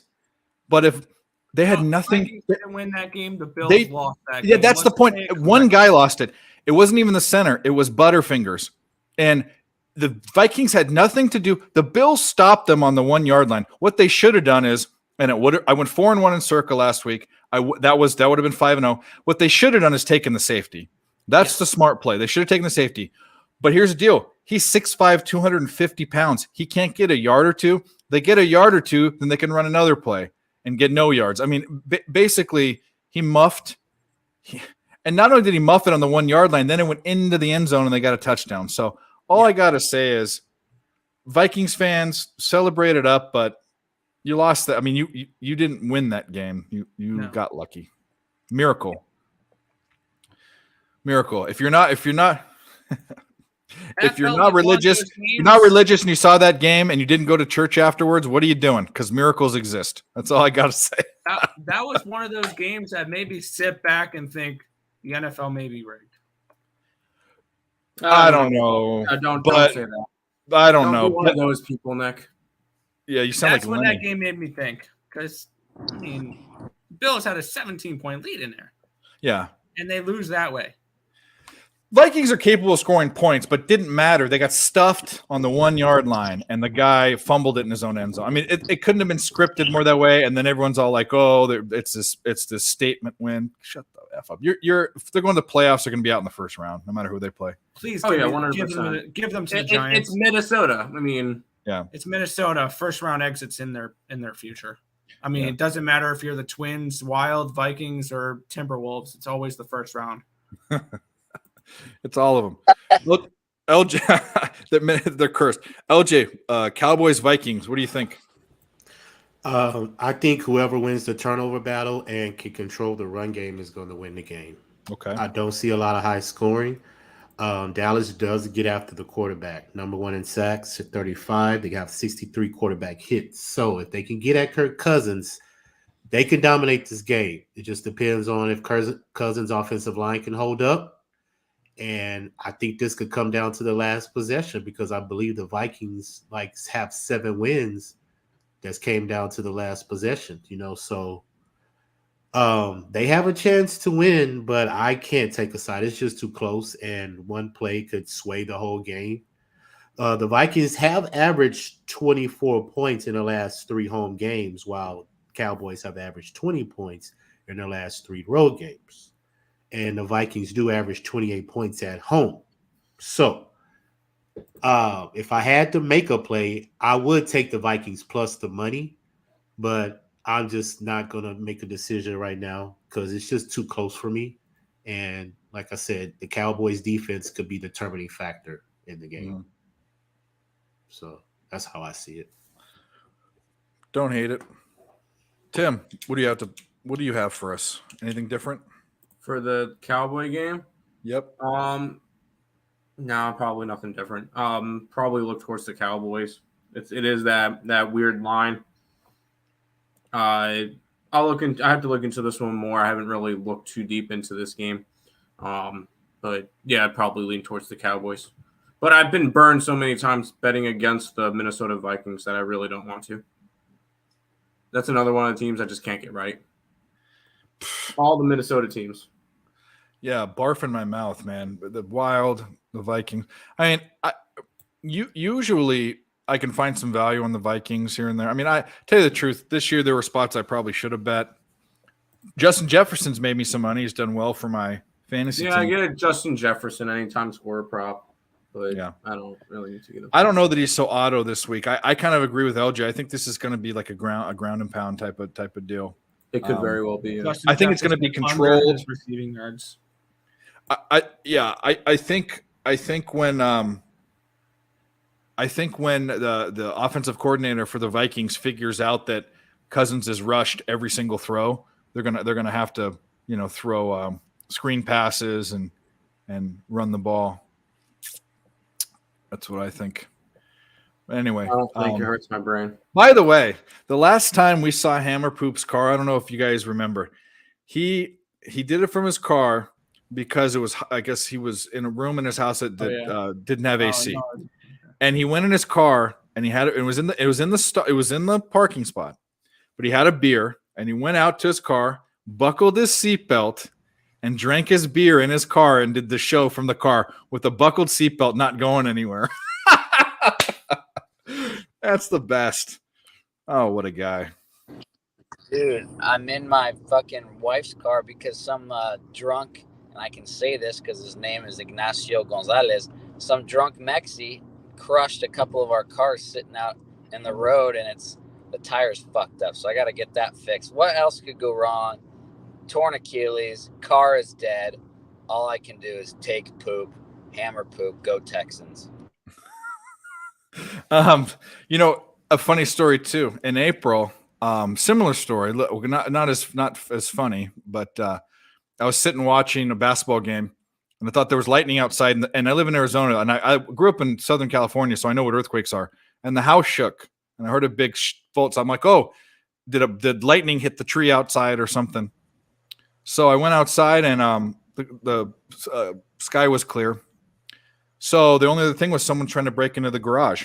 So I grab some protection, and I don't mean a condom, and I go outside, and there is a car sticking out of my garage with a 17-year-old girl and a 6-year-old boy and another 20-year-old dude.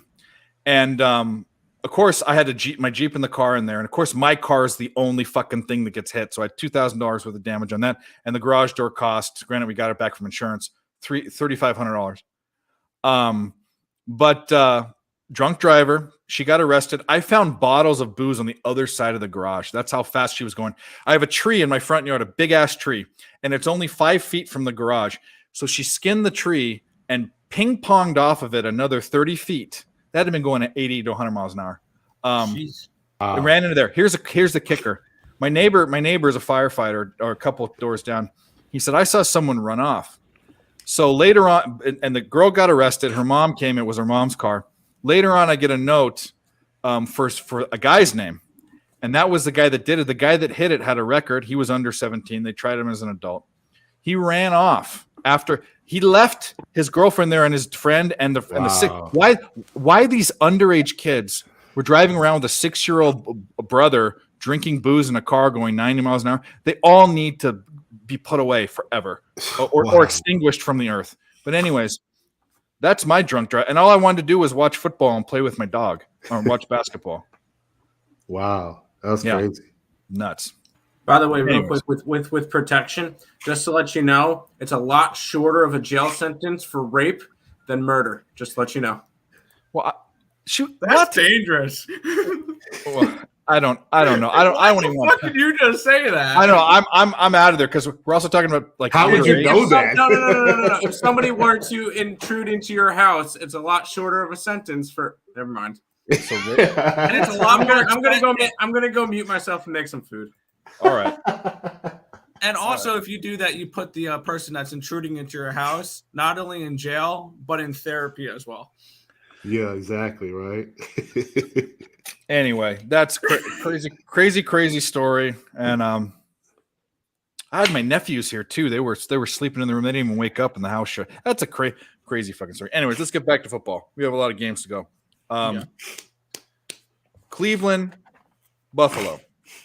This is a question mark for me. So why do I have Buffalo at 13-point favorite? And they're only favored by 7.5. Is Josh Allen not playing? Is someone out? Should be. Well, why are the indexes do move this early for quarterbacks, right? Or for definitely for him. So why am I getting 5.5 points, or actually it's almost 6 points of line value? Why? Didn't it open at 9.5? Has it come down a little bit? That's even worse. Yeah, I think it's because of the weather. Everyone's saying it's really, really bad and kind of ground and pound, which favors the Browns. So we'll see. I mean, who knows if that's a good narrative or not. Yeah, it's going to be 30 degrees and 20-mile-an-hour winds. That makes sense. Well, that'd be more for yeah, you're right. But I mean, that makes complete sense. But I guess we'll go to Nick. What do you think? I'm probably off this game just because of how the Bills played last week. But yeah, I did. Yeah, I did end up laying it with the Bills here because I did have this discrepancy as well in my power rankings. If it's a loser, it's a loser. I have it at 11.5. I got it, I believe, at 8.5. So it wasn't that much of a discrepancy for me when I did it. But and this is going to sound weird. This could be a maybe the first ever hammer poop for a total. I like the over in this game, and I know that's something I haven't said in a while. At 41, I get it. It's going to be snowing, but we can see something like we saw in the first quarter of that CMU game tonight, where if it's snowing enough and it gets slippery, we can have defenders falling down. And one thing that people like to think with snow is unders, but I mean, the defenders have to react to what the receivers are doing. And that gives the receivers a leg up, especially if it's going to be slippery there. So it has to do more. So this is what I was reading about this. It has to do more with wind than cold, unless it's like sub-zero. If it's so cold you can't feel you have to wear a mask to your eyes, and you can't feel like the ball gets harder and heavier because it's freezing. Yeah. But if it's cold, if it's 25 or 30 degrees with no wind, you can still throw and catch and run. And I mean, there's no worry about that. So that's if it's not windy, but it is windy. It's 20 mile an hour wind. It's supposed to be heavy wind. Yeah. But this line plummeted 7 points. Did it open? I mean, are you looking at the lines from like the April or? No, I think this line opened up at like 47.5, 48. Oh, you mean the total? Yeah. Yeah. Let me look right now. Why isn't it showing? Well, that's next week. Shit. Yeah, 6 points, 47.5. That's weather. That's for sure weather. That's 100% weather. I think this game can go over the total. Maybe. I mean, I'm not an over better. That might be one I bet the over with, though. If I can get 40 or 39.5, if people continue to hammer the under, I'll jump in and take an over. Cool. I think if the game's over, it lends itself to the Browns personally. No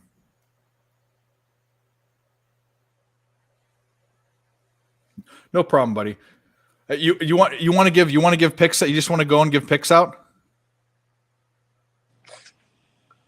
Well, I know we'll probably be on the Cowboys with a couple of the guys, but yeah, I mean, I can do.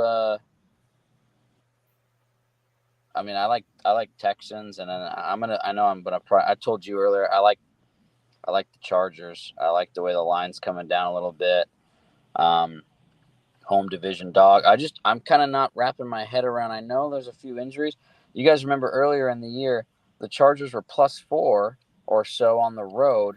Why would the line go up when they're home? You think that the line should be -2 or 3, Chiefs, maybe 3.5. Okay, add an injury in there, 4. Why are we getting 6.5? I don't know. I think it's still inflated just because of the Chiefs, Mahomes' name. Chargers play tough, man. I mean, they even kept it within 6, not scoring a damn point against the Niners second half. Got me the money +7 in the Superbook contest. So go back to the well with the Chargers. Gotcha. Well, I'll put you down for Chargers in Dallas, and then we'll just move on. But go do your thing. I appreciate you for stopping by, even though you've got your gimpy therapy and you've got wife duty and all that. You're committed. And then I'll be out of the boot soon. So I didn't tell, and we're going to talk about it, but so Wednesdays are going to be shortened nerd talks, and then Fridays are going to be the pick show. And I haven't told him about the concept yet, but Chris is going to be a part of it. For Fridays. Yeah, it's going to be fun. Gonna like it. But anyways, thanks for coming, buddy. We appreciate it. Plug whatever you want before you go. And by the way, are you paying or is she? I guess it's the same difference. See, I'm not married, so I always think about that, but go have yourself a nice steak dinner, but tell us where you're at. I'm at, you guys probably know this place, or you will. Taps, you heard of Taps? Oh no, first of all, I know where Taps. Are you in Brea? Yeah, I'm at the Yorba Linda one. Yeah. There's one in Yorba Linda now? What street's it on? Down off of the one in Brea is on Imperial. Yeah, you go Imperial, make a right, so you go like perpendicular with the 91. But no, man. There's a Taps on Brea Boulevard and Imperial in Brea. That was the original one. There's one in Corona. Yeah, but Tustin, and then Yorba. So Yorba. I just moved from Placentia. I lived in Yorba Linda, and Brea was. I grew up in Birch Street. I mean, Birch Street's there now. That was like nothing back then, and then they built. Anyways, go enjoy yourself. But where I said where you're at is what I meant was your Twitter handle.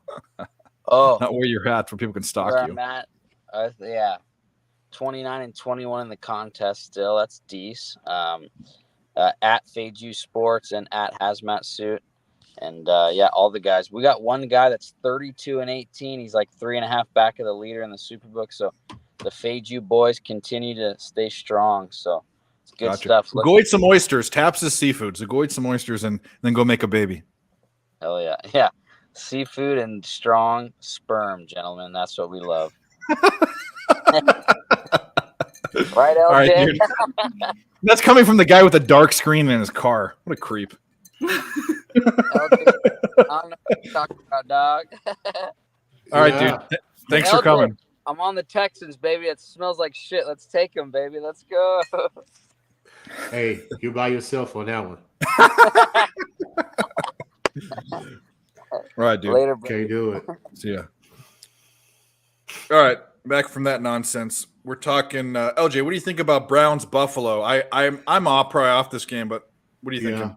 I'm probably off too, but I will lean Bills. For the simple fact the Browns are 0-3 versus the AFC East, and they're 0-3 in their last 3 road games, only averaging 19 points, while the Bills are averaging 32 points in their last 3 home games. So, but I'm probably going to stay off because we don't know if Josh Allen is playing, right? Is that still up in the air? I don't know. I think he is. I said that because the line was different than my index, but I don't think I think he's playing. Okay, well, yeah, if he plays, then I will lean the Bills, but I'm probably not going to make a play on it. Tim, Bills, Browns. This is the game that's supposed to be snowing a lot. Mm-hmm. Yeah. Oh, the total's dropped a whole 6 points. Fun. Yep. I probably will. I know Nick's liking the over. I'll probably be on that with him, just because the total is going to get down that low, where a lot of people will see the snow and everybody's going to go after the under. And this will be the game that finishes 35-31 and just be a super high scoring game. Probably lean a little bit towards Cleveland, but probably just with the over. I'm not laying 7 on a hook with Buffalo, who has looked not like Buffalo the last couple of weeks, because they lost to Minnesota and lost to who could be the first place New York Jets. But that I'm not in the industry of laying 7.5 points with Buffalo at the moment. I feel you. And by the way, I have to say I was wrong. I mean, I leaned that neither New York team was going to the playoffs. I also leaned that the Jets were probably the better team. Not that they're a bad team, not that both teams can't make the playoffs now, but I see something in the Giants. I They're a game out of not only the division but the best record in the NFC. But here's the thing. There's going to be 3 playoff teams from that shitty ass division because the Eagles are shitty ass division anymore. Well, not this year, but this is previously shitty ass. Every year shitty ass. They have a name, the least. It's crazy to think, but I don't know what the percentage is for the Giants to make the playoffs. Do you want the odds? I have them right here. Well, I would like the percentage, like if it's 30% or 25% or whatever it is. I have not a clue, but the Giants are minus 400 to make the playoffs. 4-1 only. Minus 400. Yeah, 4-1. Sorry. Oh, they're minus 400. Minus 400. 80% odds 400 for the Giants to make the playoffs. That's insane. Problem is they're going to. They can beat some teams, but they'll get smoked by the Niners. They'll get smoked by. I think the Eagles can still beat them. I think they will. I think the Giants split against the Eagles. Eagle games coming I think they take their home game against the Eagles and lose at the Link. Yep. You know by the way, crazy about this? Go ahead. The AFC East. Think about how Brady got out of there before all 3 of those defenses got good.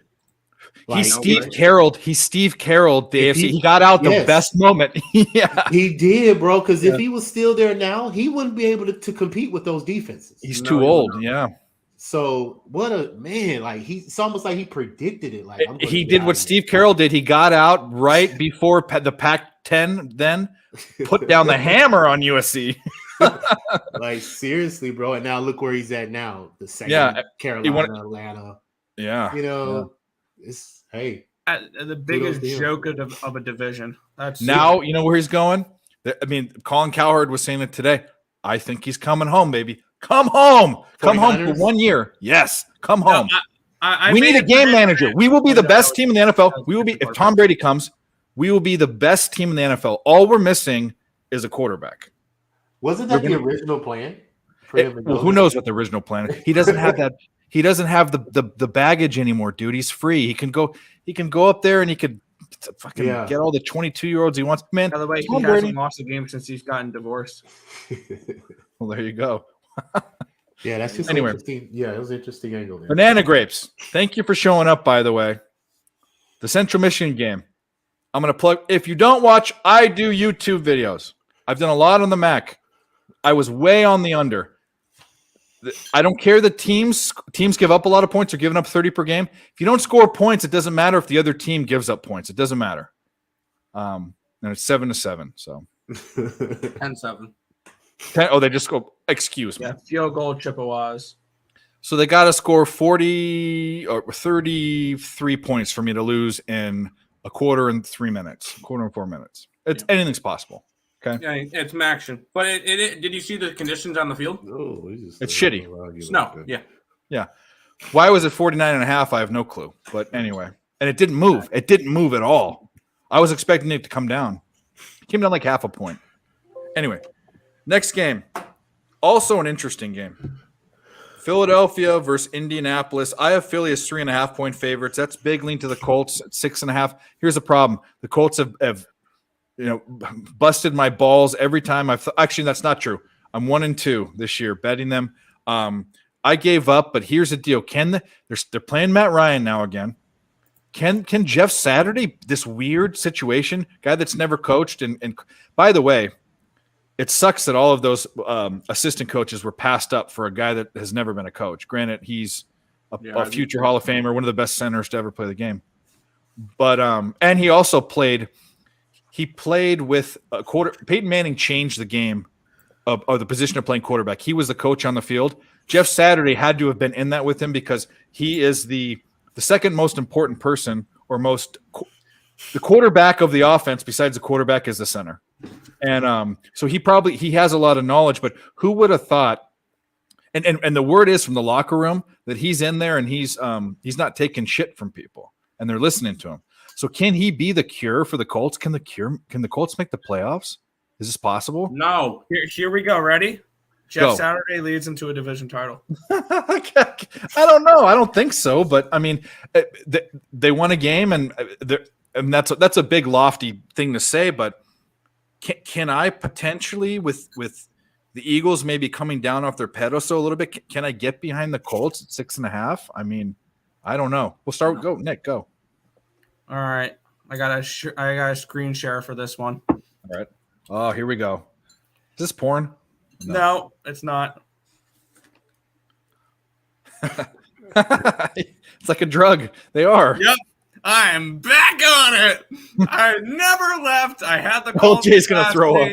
I had the Colts with Jeff Saturday. That was the poopiest play on the board, and I don't know how.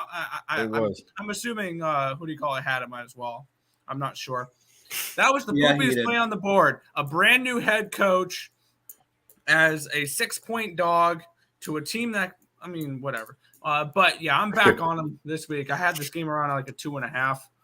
I think the Eagles are slightly overrated a little bit now that they started 8-0, maybe. But they're still a really good team. This also feels like one of those bubble burst games. You know, those games where like teams that go undefeated. We see this more in college than we do NFL. Teams that go 8-0, 9-0, whatever to start the year. They lose their first game and then they drop another. I think that this could be one of those as well. So. Yeah, no way the Colts lose to no way the Colts beat the Eagles, right? The Eagles can't lose another game. Colts outright. Here's the thing. If the Eagles were going to lose their first game, it was going to be to the Giants or the Commanders. It was going to be a division game where weird things happen. That was a game where they're going to lose. I'm going to tell you this. I'm interested in this game. There's no way in hell I can bet the Colts. I mean, I know it looks like a spot that I like, but anyway, LJ, you're shaking your head. You're obviously not on the same page. Ready. Eagles first half. There you go. Surprise. No, it's not. You're muted, buddy. Oh, I'm sorry. That's right. The Eagles, though, that was a division game. It was a slip up, but I think they'll get back on track, especially on the road, which they're 3-0 in their last 3. And like I said, I just don't think the Colts will put up enough offense. I think the Eagles can stop the run, Jonathan Taylor, and make Matt Ryan beat them. And I don't think he can. And they're coming off a loss. Like I said, this is their only loss, but I just think the competition is much more elite. I think they're a better team. So I'm on the Eagles first half, -3.5. Easy. Could there have also been some unknown? Granted, Matt Ryan's never a guy that's into like airing out, or spilling the tea, so to say. But maybe him and Frank Reich, what's the guy's name, right? Yeah. No coach. Anyway, yeah. Maybe they just didn't get along, and maybe him and Saturday, who they played against each other because Matt Ryan was definitely playing back when Jeff Saturday played. Maybe there's some sort of like kismet happening. Maybe he stops being a Carson Wentz diarrhea brain and starts being a game manager. He's not going to be. I mean, dude, he looks like he's like a cancer victim. He needs eat some protein. Matt Ryan. He looks just skinny and not healthy. But that's beside the point. Could this coach thing inject something into the quarterback? Because if that's the case, and Jonathan Taylor gets going, maybe this Colts team is what Tim thought they were. Super Bowl winner. I mean, I don't think against this team. Yeah, no, the Eagles are one of the best teams in. Yeah. Anyways, Tim, your Colts, your Super Bowl winners. What do you think? I ripped up my ticket. I know you did. Well, dude, what happens? I could probably still tape it up and it'll be fine, right? I don't know, dude. Hey, if it happens, it happens. Whatever. I'm not hung up on it. It was a $10 ticket. I cannot back the Colts. I'm done with the Colts this year. I said I was done with the Colts this year, and I am done with the Colts this year. I mean, Matt Ryan makes it a little bit more appealing over, what was his name? Eulers? Ellinger. He came from Texas, yeah. Oh, yeah. I can't get behind Ellinger. When Ellinger was in, horrible. Matt Ryan, a little bit more respectable, but they still suck. Maybe an under in this game because the Eagles are going to try to play a little bit better defense than they did last game. I don't know. I'm not touching the Colts. The Colts are. I'm done with the Colts. They will not be on another one of my cards. Well, I'm off this game too, but that's fine. We'll get to the next one. Interesting because it's a division game that was way dominated by one team for years and years and years, but that team doesn't have the dude anymore. And we have the Jets and the Patriots. At the Patriots, I'm assuming the weather's probably bad there too. I haven't looked at it.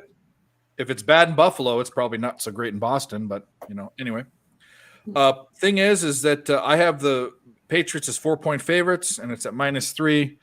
And the only way that I'd get on either side is if I was getting a couple points of line value with New England or 4 or 5 with the Jets, because I haven't looked at it, but I'm going to assume that New England's record versus the Jets is just probably it's like 23-2 their last 25 or something. Yeah, it's absolutely insane. So we'll start with you. Why should we be on the Jets? Because they're getting points. I don't know. They are both teams are coming off their buys, so at least they got that. I don't know that, and trust me, I've been watching this Jets team for a while. We haven't had hope like this before, since the March Sanchez days. And after losing season after losing season, as a Jets fan, I'm starting to get optimistic, which just means this team's going to tear me down. But that's not the point. And with the way everything's set up, if the Jets win this game, they're in first place. Yeah. After week 11, I never thought I would be saying. I thought they would take a step up this year. I thought that they would be competitive. They would hit their win total. They were the first team to hit their win total. Fantastic there. Love to see it. This is I kind of like the Jets in this game just because we're getting points. And I don't like backing the Jets as a favorite. As a dog, I'll do it all day. I kind of lean Jets. Will I bet it? Personally, probably. We'll put it on the site. I don't know yet. Yeah. And just not to take anyone else's thunder, but if it is cold, Belichick in cold weather at home versus the Jets, that sounds like automatic. Like, it's an you know under. what I mean? It's an under. Yeah. Sorry. Divisional game under, but it's it sounds like an automatic Patriots cover, but the Jets are just, you're right. They're going, I love Saleh. He's my dude from, I hate that the Niners got rid of him. What's the stupid Gritty Wilson is doing his thing, slaying MILFs. That's good. Problem is if the running back that just got hurt, what the fuck's his name? I forget. Breece Hall. Yeah, if he was there, they'd have more confidence. But their defense is good. This team has some pieces, and you should have hope as a Jets fan, and you should have hope too that the Patriots aren't as good. But problem is the Patriots are going to Patriot, and they're just. It's incredible. That organization is fantastic. I don't know, man. I would love to see the Jets win. There's no way in hell I'm betting this game. But LJ, what are you thinking? I think both defenses are elite. I see an under division game. Punts. Yep, and field goals. But I would love for the Jets to win, man, because I love their defense. 73 quarterback hits leads the AFC, but the Patriots have 32 sacks, which leads to AFC. So both defenses get after the quarterback. So it just all depends on what quarterback is going to stay upright at the end of the game to make a big play. That's just basically how I see it. Who's going to make the big play? Which quarterback? And who starts for the Patriots? Mac Jones? He's starting? Yeah. Okay. Yeah, no, he's their starter now. That experiment was kind of fun, but okay. Well, the Jets play good on the road. 4-0 ATS, 4-0 straight up. Yeah. They're 6-3 ATS overall. So if I had a free bet, it would be the Jets plus the points, but I would be safer going to the window with the under. if you were betting with someone else's money. Yeah, exactly. Since it's my money, I would definitely. It's also tough for a divisional team to beat the same team twice in 1 year. Yeah, big time. All right, bring it. You're the caboose, Nick. What do you think? I got this when it was a 39 under. And let's see what the line is now on my book. 3 minus 125 plus 1. If this was a little bit more of a reasonable price, I'd be on New England. Because if there's a couple things that Bill Belichick knows how to do, it's win Super Bowls and beat the New York Jets. Because I rarely see this guy ever lose to this team. So it would have to be Patriots or nothing on the side. I'm sorry, Tim. I have this game around a 5.5. So I think there is a little bit of value on the Patriots. I don't want to lay $1.25 on -3, but I think they are the right side in this game. I see this being like another one of those 17-9 type of games. And I don't think Zach Wilson's very good. At least at passing the football, which that's kind of everything. He's changing my mind. I thought he was really bad, but I'm going to tell you right now, I'd take him over Trevor Lawrence. Yeah. Hot take. The prince that was promised, sunshine, no way. Yeah, but I played this at the under 39. I like, and the reason I say that is not for skill. Trevor Lawrence has skill. I think Zach Wilson has, and I saw this at BYU. I saw him beat USC, spank him a couple years ago. He has, he's more of a gritty. Use the word a gritty winner. Lawrence looks like a paper tiger. He looks like a puss. Zach Wilson has some punch in him. And by the way, if you're going around plowing your friend's mom, you got some balls, boy. Like that. I mean, I'm telling you, Trevor Lawrence wasn't doing that. Trevor Lawrence was getting married at 18 to that girl that he was dating. Anyways, I don't get into that, but he looks more. He looks. What's the word? He looks softer. We'll use that. Zach Wilson has some of that Mormo blood in him. You know, he's got the book. There you go. Anyways, we won't get into that. We're not political or religious here. We're just stupid. All right. We're kind of behind, but I don't care. Rams and does anyone have to get up early? LJ has to work, I'm sure. Yeah. I have an 8 a.m. Let's plow through this. Rams and Saints. Did I cap this? Oh, I did. Rams and Saints. I've got New Orleans at half a point favorites. I didn't write down the line, though. Does anyone have the line? It's a 4.5, I believe. Rams -4. Saints -4. New Orleans Saints -4. 3.5, yeah, somewhere in that range. That shows you how much I care about these two teams. I'm not betting it. It would be a Rams play or nothing for me. But Nick, if you want to start, it is Rams or pass. But I have this play written down. I have Rams as a half-point favorite, but I have as a note on this game, Stafford ? Okay, there you go. And yeah, Cooper Kupp's out for the rest of the year as well. So I don't. Right. Yeah. So this is a hard pass for me. Banana Grapes likes the Saints. Rams are sus. They have been all year. LJ, what do you think? Pass. Quarterback situation is just not up to par. The injuries are yeah. And without Cooper Kupp, I mean, this game probably, if you deep dove into this for props, you could probably find something interesting. But yeah, it's too much work. There's way too much. Yeah, there's way too many better bets. All right, Tim, what do you think? Yeah, I'm in the same boat. I'm waiting for confirmations on certain quarterback crap that's going on with the Rams.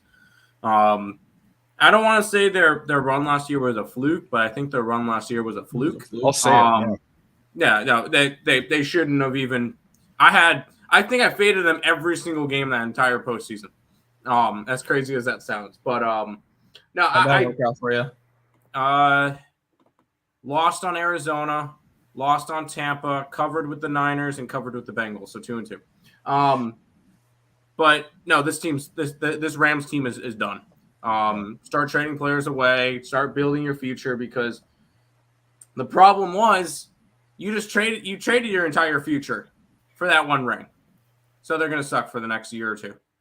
And the thing is they were a play away two or three times. If Emmanuel Sanders was the Kansas City game. There was a special teams play and another play, I can't remember, in the NFC Championship. They shouldn't have even been there. And people are saying Stafford just needed – after last year, Stafford got all those AT&T commercials. He's still bad. He's not – not bad. He's not as good as he came in there for. But everything came to – by the way, Both teams that went to the Super Bowl last year caught lightning in a bottle. Both of them 100%. shouldn't have been there, and that pissed me off. And I got the under. I think it was the under that I got. It was an under. Yeah, that was the only bet. But I was pissed off watching that game because A, the Niners weren't in it, and B, I said neither of these teams deserved to be there, and they didn't. Now we see the I Rams. feel like frauds. Cincinnati did. I don't think so. No, not at all. They should have lost to the Raiders. I also had from the beginning of the playoffs Cincinnati 18-1 to win the Super Bowl. So Yeah. and they didn't Anyway. hedge because I'm an idiot. But anyway, We'll go to the next game, which I'm very interested in. Lions Giants, and I want to get some input from you on because I have next to this starred check home field advantage. So I want to see these guys' home field trends and stats if we have it, because I have the Giants as 6-point favorites and they're only laying 3 points. And this is a very square play to me, is to bet the Giants at home -3, which scares me because I'm not a square play. I mean, you guys know this. I take plus money dogs. I do all sorts of shit. yeah. So let's start with Tim's a Giants fan, right? No, Nick's a Giants fan. See, you guys are on opposite side, except for the Islanders. You're a Sabres fan. You're not even you should be a Rangers fan. But No, anyways, fuck the Rangers. Gross. gross. Third Nick, best let's team talk in New about. York. Educate me about the Giants. What are the Giants doing at home? Why should we be on the Giants here? Because Giants laying 3, it's basically saying these teams are even on a neutral field, which I don't think that's the truth. Yeah, I don't agree with that whatsoever. And I think this just may be a continuation of this is why the Giants are 7-2 ATS this year, because the books are continuing to Disrespect. underprice the Giants. Yeah. And we've seen this all season long. The Giants are a much better team than the Lions. It's not even particularly close. I've already bet the Giants -3. And I think I've bet the Giants all 3 times this year. So I'm not somebody who bets the Giants often. I have this game around 5.5. So I see a little bit of value here with the Giants. So New York -3, continuing their way to the playoffs. Usually at a line around a 3, you're not getting 2 and 3 points of value. That's usually something you're getting around a line at like -12 or something. So I think this is more value. It's weighted value.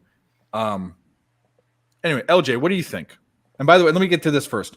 Weirdest NFC standings I've seen. Brady's in first. Is he? Yeah. Eagles suck. What?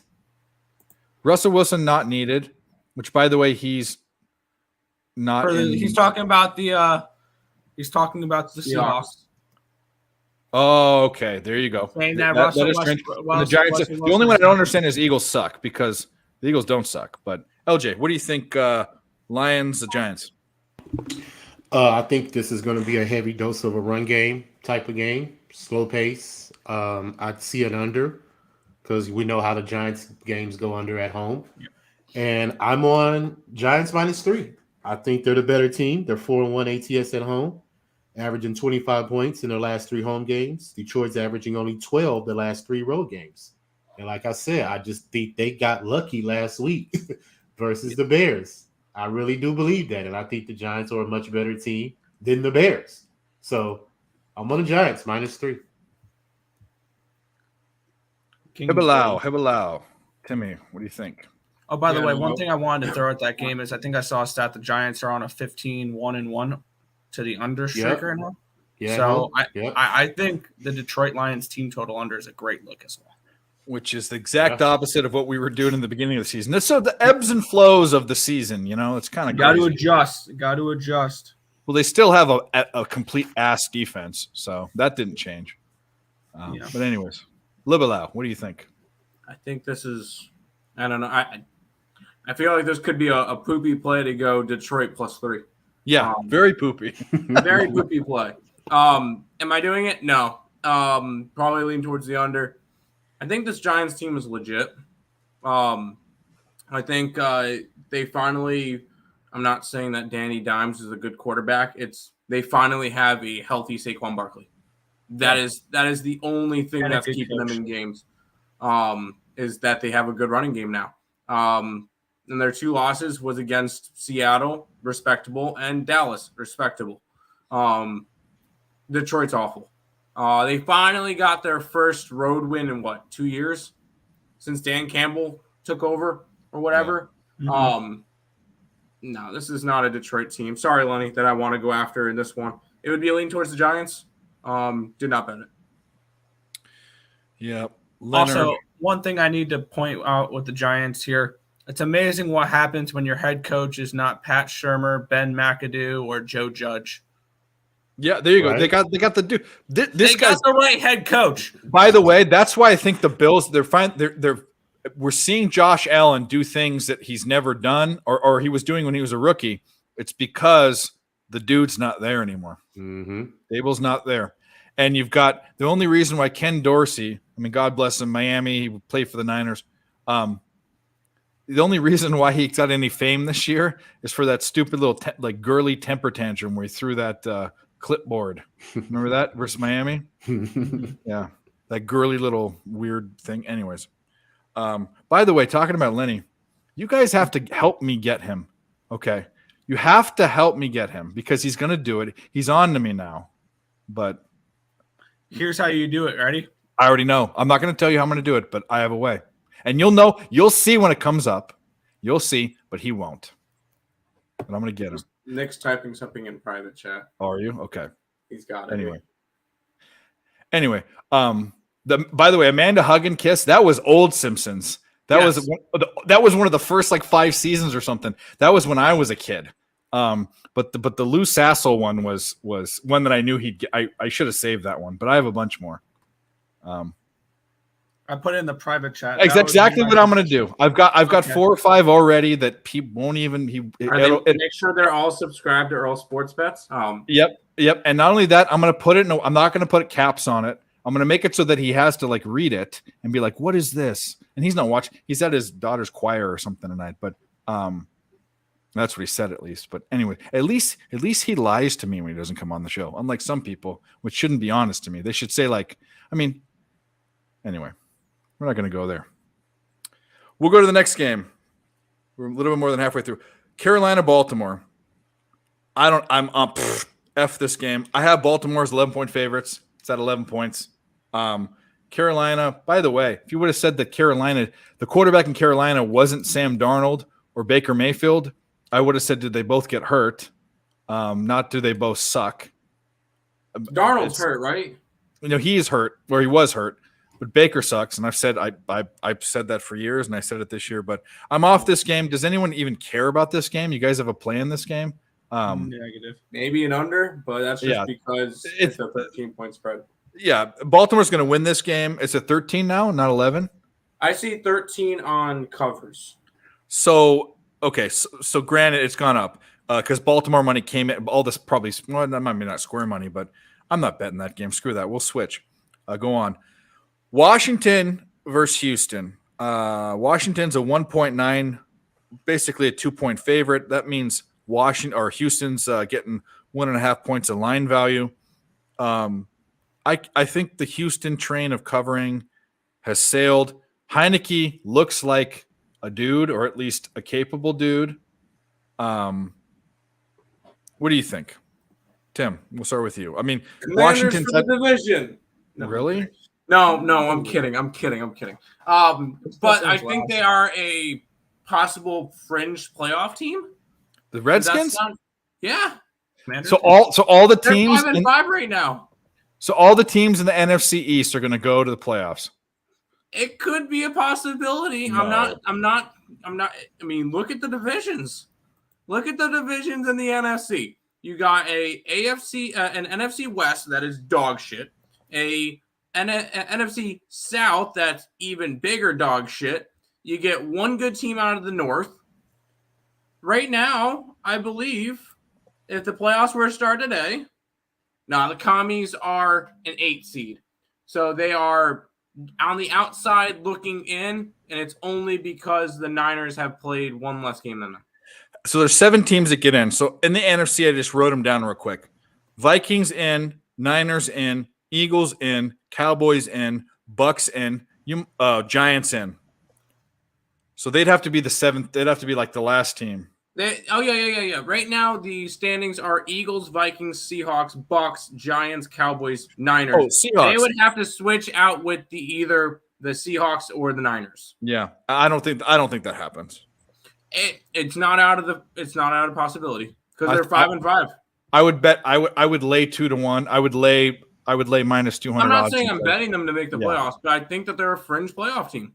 Yeah. I said that in the beginning of the year. I'm like, hey, if I'm not taking the Eagles to win the division, I would take a shot at Washington. Obviously, that's looked awful, but I think I said Giants. I think Washington wins this game. Cool. Do me a favor real quick. I'm getting sort of an emergency call. What? It's Washington, Houston. Run with this for me real quick. Give me 60 seconds. I'll be back. Yep, go ahead. Have fun. I like Washington. I think Washington wins. I think Washington covers.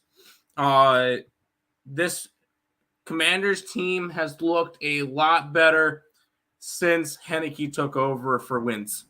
Because Carson Wentz is not a good quarterback, or at least not in this system. He's not. Sorry, LJ. I know that you're Texans, but I'm not. Hey, I agree. I think Washington wins this one and by double digits. Hey, I agree. I'm not complaining at all.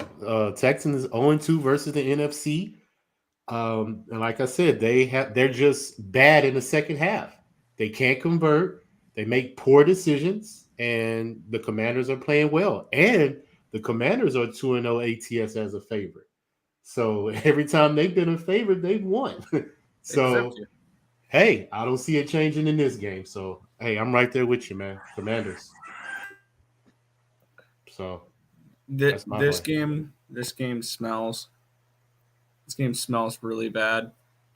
If I get 3.5, I'm tempted on Houston. I have this game at 2.5. So if I can get up and over that field goal, that's the only way I back the Texans here. But this game has hammer poop written all over. And I know that's what he said before he exited was the Texans. I can see the Texans winning this game. I'll lean towards them. I'm not getting involved though at the moment. If I can get 3.5, then maybe. Yeah. Well, they do play better at home. It's just the fact that they haven't showed anything to me that they could potentially compete, especially late in the games. So and Washington showed me something, against the Eagles, but can they carry it over on the road to the Texans? And like I said, if they run the ball, because we know how the Texans, they give up rush yards. So if Washington can run the ball, they can control the game, in my opinion. My one worry would be a letdown spot after that big Philly win, but I'm not really hung up on it.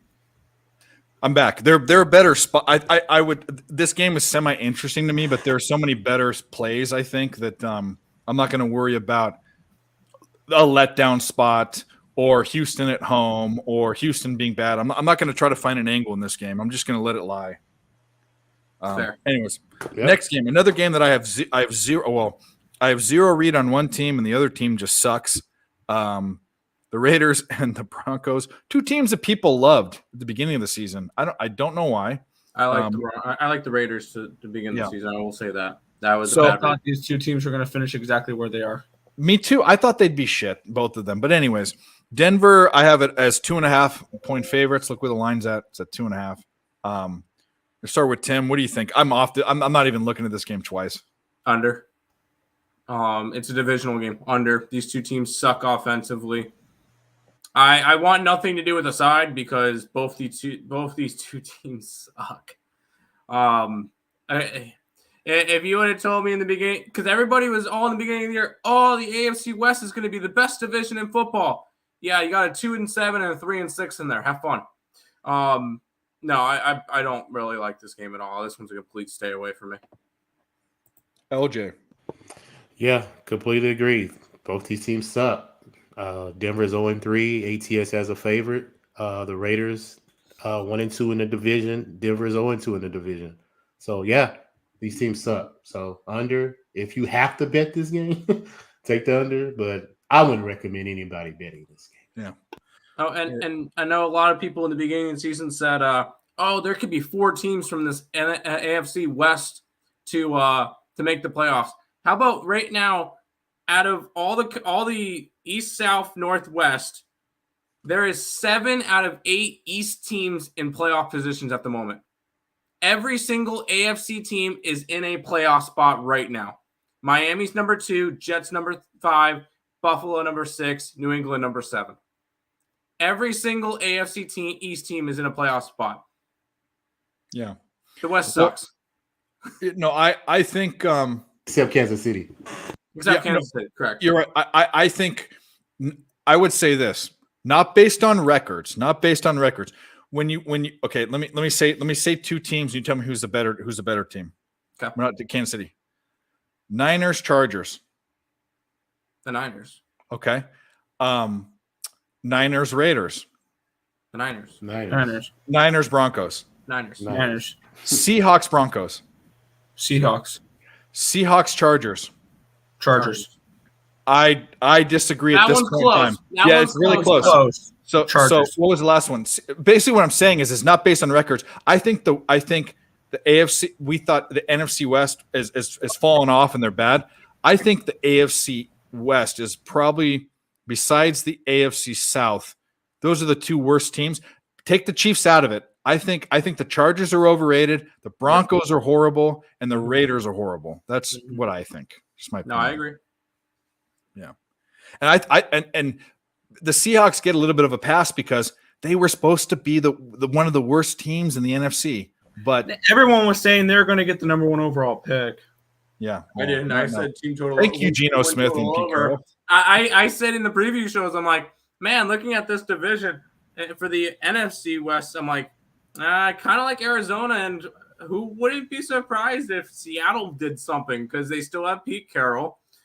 They had, Drew Lock and Geno Smith, but they had a good defense, and I like their receiving core with DK Metcalf and Lockett. I'm like, this Seahawks team could be a win total over. I said win total over for Seattle. Yep. All right. Well, we'll move on. Next game, or did we? Or wait a minute. We didn't even go over this. LJ, did you talk about Raiders Denver? Yeah. I said under if I had to, but Yeah, I wouldn't recommend nobody. Nope. We're done with this. We talked about Dallas, Minnesota. I think the under, by the way. Oh, do you? Oh, yeah. I just thought you were going to just move on to the next game. I thought I'd get my thoughts real quick before we move on to Well, the then, next game. dude, Under. give me a break. That's what I was trying to say. I'm doing work calls. Oh, Nick, what do you think about the Raiders and the Broncos? I'm just fucking with you. Yeah, no, I did take the under. I'm a handicapper, not a show producer, by the way. So yeah, I got it at 42. Broncos have been a heavy under team to say the least. I think they're what? It's stupid what they've done. 1-8 over under this year. they can't score any points. They can't score. You want to know the only team they've gone over against this year? The Niners? Raiders. Oh, there you go. Right. This is the only team that they played an over against this year. There you go. No, but yeah, I'm on the under here. I don't think I like the side at all because I have this at a 3, and I think that's about where it is. So no need to get involved with a side, just the under 42. So the Broncos can win 13-10 again. I like the under. Markel, thanks for coming. Thanks for showing up. Next game we talked about, Dallas, Minnesota. Dallas is going to be a circuit pick for me. I don't care. It doesn't. The indexes don't. I don't always follow indexes. This just seems so good. It seems so juicy on the bad side. I love it. So 3 more games. Cincinnati, Pittsburgh. I've got Cincinnati as a 4-point favorite on the road. They're laying 3.5 points. My other team, by the way, Wow. that's my second team. It was my dad's team. But anyway, I'm off this game. I can't bet the Steelers. I bet them 2 times in a row early in the season. They were circa picks. They fucked me big time. So, you know what they say? Fuck me once, it's okay. Fuck me twice, it's my fault. Or I think that's how it goes. Anyways, we'll start with Is that how it goes? I don't know. It's something like that. I think George Bush said it, the second one. But anyways, Tim, what do you think about this game? Cincinnati should win this game, but by the way, I'm not high on Cincinnati. We talked about this. I think that they're overrated. Tim, take it away. Under.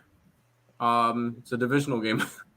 I this line has dropped from 42 to 40 and a hook. I am inclined to look towards Cincinnati, but not enough for me to want to go and bet them under in this game. This one's going to be another one of those, I don't know, 17-13 type games. Ugly game. Pass. By the way, Markel, I think some of us are on the full game under. I don't know about the first half under. I know LJ's on first half Tennessee. I'm on the Kings rush prop. I'm going to ladder the shit out of that's my best bet for tomorrow. Is that bet? Put that in Terry's show. Best bet: Derrick Henry over 164 rushing yards for plus 409. I think I might do something like that, but we'll see. Yeah, I'm going to ladder that. Anyway, LJ, what do you think about Cincinnati, Pittsburgh? I think Pittsburgh can cover the 4, man. I like the fact TJ Watt's back. We already know the Bengals' offensive line is shaky. Burrow gets sacked a lot, so I think the Steelers are going to come with the pressure. The Bengals are 0-3 in the division, and the Steelers are 2-1-1 ATS at home. So I believe the Steelers can hang and possibly win the game outright.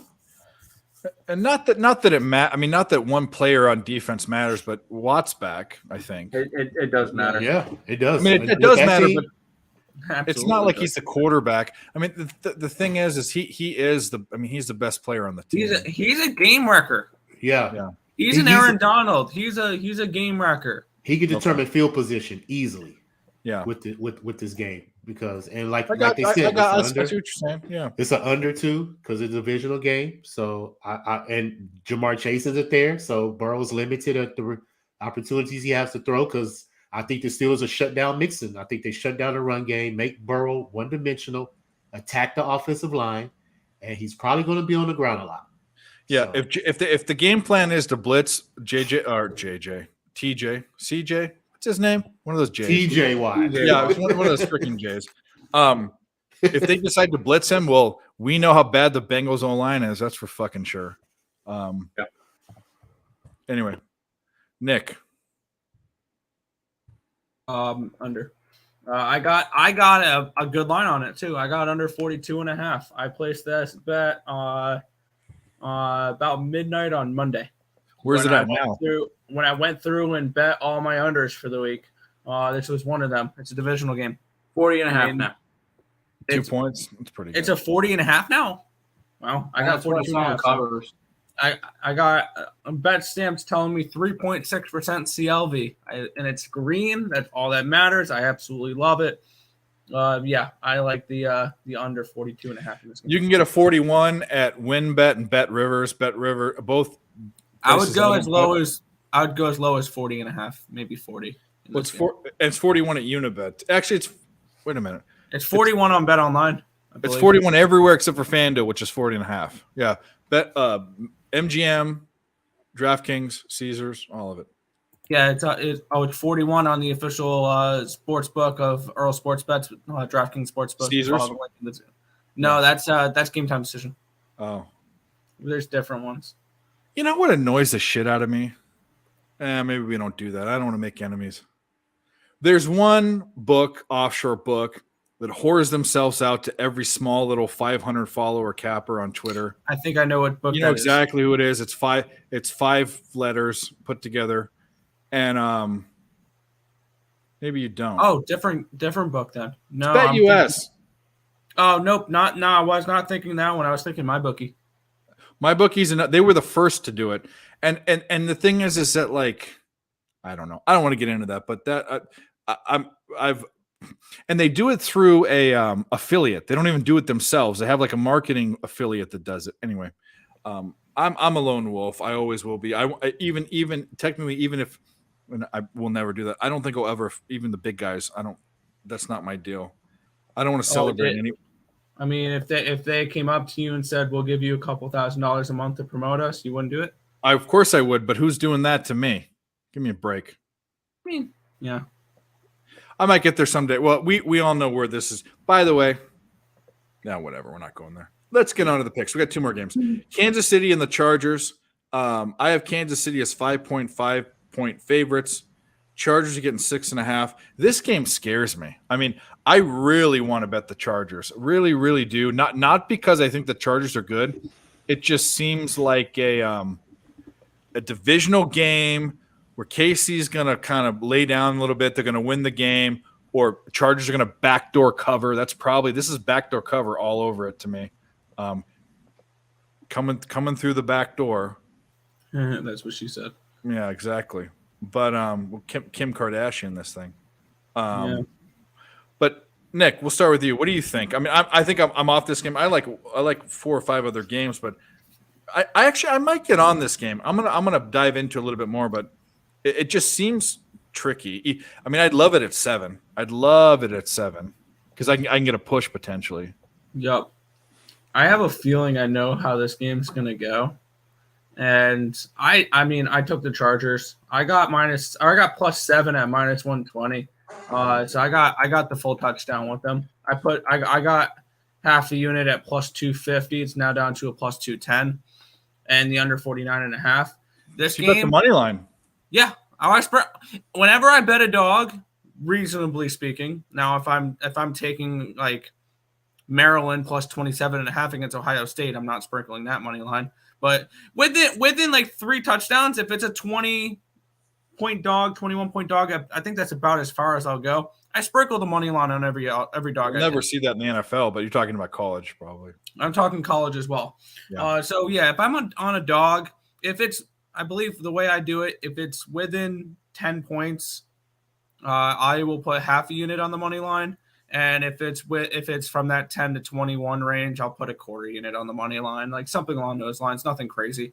But yeah, I'm on the Chargers outright in this game. That's why whenever I like a dog, I'll say Chargers outright in this game because I do sprinkle the money lines. I have this weird feeling this game is going to finish 27-21 with the Chiefs winning in overtime. When the Chiefs win a coin toss and then go down the field and score. That's what's going to happen in this game. Time mark this at 2 hours, 17 minutes. Chiefs 27-21 in overtime when the Chargers have a lead in the fourth quarter and blow it. So something along those lines, because I remember that happened last year. But I have a feeling that this game goes to overtime potentially as well, because we've seen the Chargers play the Chiefs close as hell. Yes. I think this is a game that the overtime prop's worth a couple bucks maybe to sprinkle, especially with this being an 8:20 game being a primetime game. They would love a primetime game to go to overtime, especially between these two teams. So yeah, Chargers getting a full touchdown. I got that at -120. I think it was like I don't remember what it was. I think it was -105 for 6.5, and I bought the hook or whatever. I do that sometimes with these key numbers, where I bought it up to the 7. But that's why it's -120. But yeah, I'm on the Chargers here. I really like them in this game. My power rank for this one was 3, so I think that's way too many points. Was the Niners-Chargers game, was that the Sunday night game or the Monday night game? Sunday night. Okay. So what happened is, what happened is right after. So what happened? I'm looking at DraftKings because they have the most. I'm looking at the line movement with the most information. So I'm looking at DraftKings, and right before that game, the KC went up to -7, and then it dropped after the Chargers played. It went juiced -120 to 6.5. Then it went up to 7, down to 6.5, down to 6, down to 5.5. And you can still get 6.5s. I think you can get 6.5s. Can you 6? It's dropped that much. This is the thing. I think I've changed my mind. I mean, I'm going to see where it is for Circa, but I need a 6. I need a 6.5. I can't bet a 6. I don't think. LJ, while I'm thinking about this, what do you think? KC, LA Chargers. I have -5.5 for Kansas City. No, it dropped. Since I've written this down, it's this afternoon. There's a 6 and a 5.5, so it's dropping like. Here's the thing: it's done now. I can't bet it now that it's dropped, but I should have bet it. And for those who care, I'm seeing 59% of the tickets are on the Chiefs and 65% of the cash is on the Chargers. So it's maybe I bet it was 6 still. Anyways, go ahead, LJ. Yeah. No, I'm on the Chiefs because Tim just said he sees a 27-21 game. So that covers the spread for me. That's does. 6 points right there. So Yeah. I'm all on it. The Chiefs 3-1 ATS on the road. They're undefeated in the division. 81 ATS last 9 on the road versus the Chargers. And I said last week, and this was the reason why I picked the Chargers to cover against the 49ers, is that the Chargers are a much better road team than they are at home. They lost to the Jags at home. They lost to Seattle at home. You know, they barely beat Denver on that Monday Night Football game at home. So I believe the Chiefs had better competition in the last 3 games on the road, as opposed to the Chargers losing at home. And they haven't won a division game yet. And they're 1-3 ATS at home. So they don't cover at home. So I'm on the Chiefs minus the 5.5. See, we missed the boat at 6.5, but I guess we kind of didn't. But so Banana Grapes is saying the line's going to go up. I hope this, well, tomorrow the odds come out. If this is at 6, I'm going to ponder this one. This is going to be a question mark. Can I ask a question for Bananas and Grapes here? What the hell makes you think that the line's going to close at -8? No, this line opened up at 6.5 and it's gone down. What makes you think it's going to go back up? Nevertheless, late on Sunday. Late on Sunday, it might jump a half point up if some money comes in on Kansas City. I 100% disagree with that. I get it. The Chiefs can be a public play, but I think it's already done. I think 6.5 was. I mean, I guess 6.5 isn't that big. Well, it is a big difference actually. 6 is not a key number, but it's like one of the second tier numbers. I don't know. Question mark for me. Tim. Under. It's a divisional game. I'll go on and say there is no such thing as home field advantage for the Chargers. It's right. Damn right. We didn't want them. LA didn't want them. We wanted the Raiders. I'm not even a Raiders fan. I say we because I was living there then. But nobody wants the Chargers there. Except for San Diego. They loved them. Except for San Diego wants them, but fuck you, Spanos. No, keep going. That was a YouTuber we used to watch. That was like a shit talker. That was one of his favorite things to say. Was what about this one? And I'm Ron Burgundy. But no, go fuck yourself, San Diego. I'm Ron Burgundy. Go fuck yourself, Gene Spanos.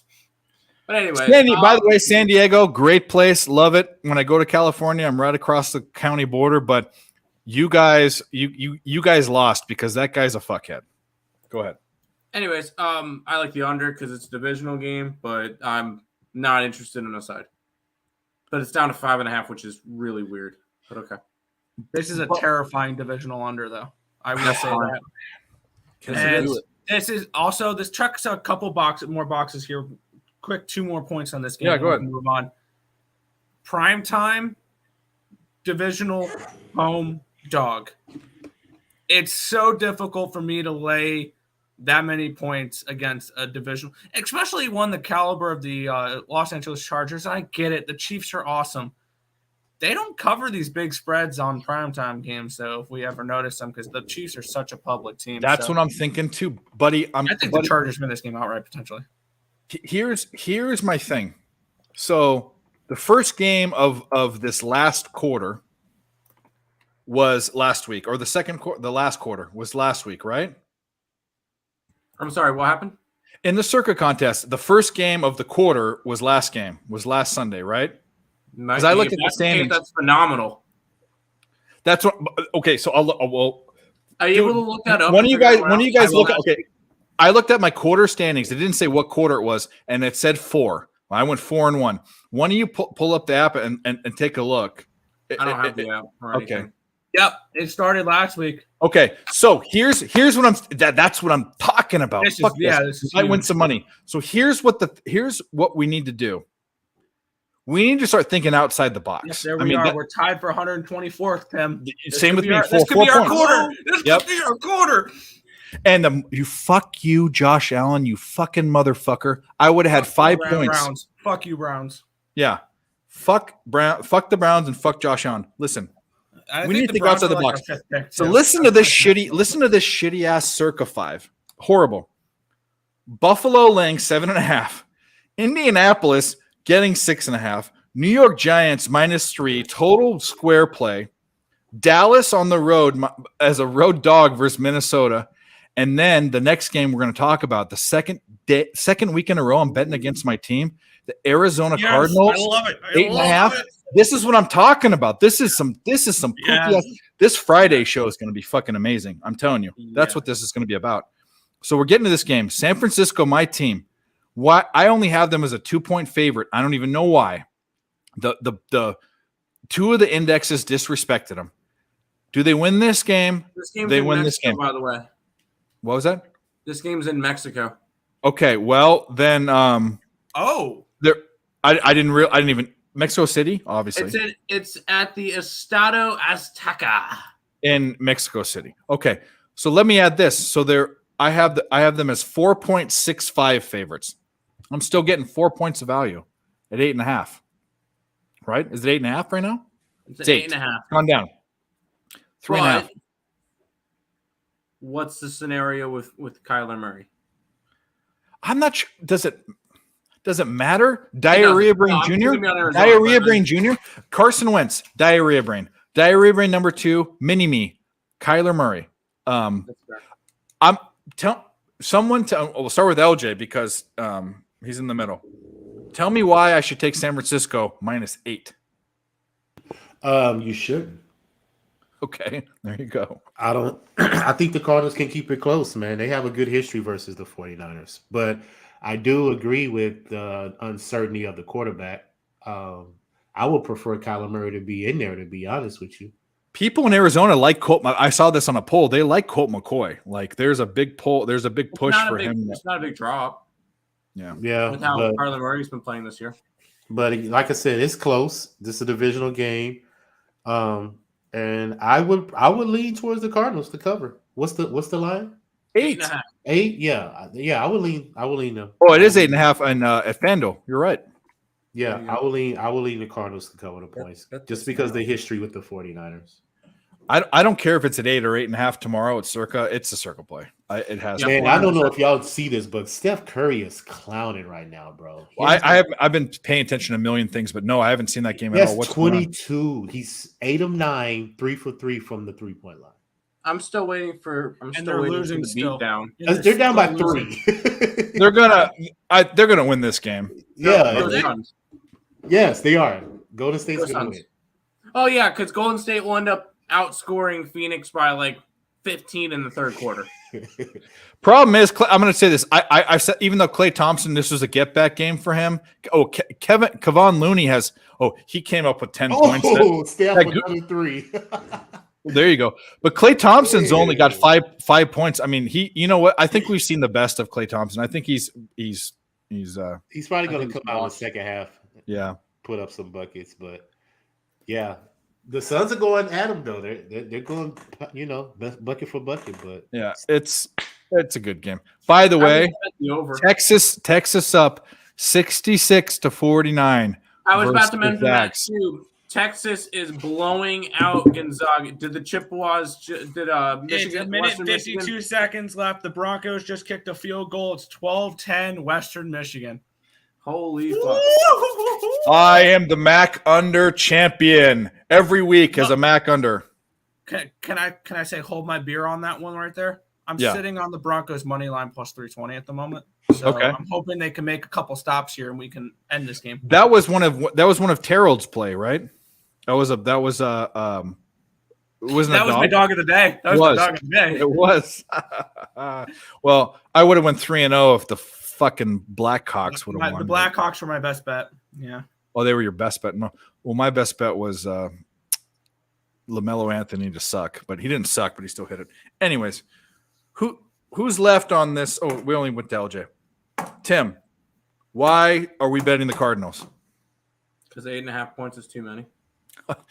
Agreed. It's a divisional. I would say divisional home dog, but they're not. They're in. It's a neutral site game. Do you really think there's going to be It's the same precedent as the London and Germany games. Do you really perceive them as a blowout? I don't know about you, but if I'm the NFL and I'm signing up a couple teams to go play out of the United States, no, this game's not going to be a blowout. I like the under. You see that, LJ? Steph Curry's probably hitting another 3. I like the under, and I like Arizona. Arizona's 100% going to be a circuit play for us. Yeah, me too. I'm going to barf. By the way, if you don't bet against your team, if you've never ever bet, LJ's bet against Houston or against the Texans. You guys have bet against all your teams. If you've never bet against your team, then you can't call yourself a real handicapper. I don't give a fuck. I'll say I don't think I faded the Mets this year. I did plenty. But they're like good, 10 so or I so times. didn't really need to. So I have the only team I think I can count. I only remember twice that I've ever bet against USC, but I have. And by the way, if you went to college and you have that affinity, the hardest team to bet against, minus maybe if you're from Italy and it's Italian soccer, maybe you won't. But yeah. But if in America, the team you don't bet against is your college, and I've done it. And if you have never done that, you're not a real handicapper. I don't care how good you are. Not only have I done that, I went to the game and did that. And I know you have. This year you did that. No, last year. no. I thought you bet them this year. Oh, I gave out Memphis plus 5.5 against ECU football. Last year, I had Memphis minus 6.5 in basketball, the game that ECU won outright on a buzzer beater. See, he got fucked. Well, actually, and this isn't like lose that bet. And this isn't like someone willing their like the moose strategy of willing their team to win because they bet against them. That's not what I'm talking about. How much are you willing to pay for your team to win? But no, that's not what I do. Money's too important to me. So yeah. I will say, hey, this is a spot where it's, anyway. Nick, you're last. You didn't go up on 49ers Cardinals yet. Yeah, I've bet this game, right? And thanks for letting me know, Tim, that because I didn't pull the trigger on Arizona. For me to readjust my rankings because I had the 49ers as the home team. So did I. I did not bet that. But there's no way that it gets close to 8.5, right? I mean, you're probably at 4 or 5, right? I have it at a 7.5. Really? On a neutral field. Yeah, maybe not. So I don't care. I wanted to back Arizona because I had it originally at a 5.5. Yeah. In San Francisco.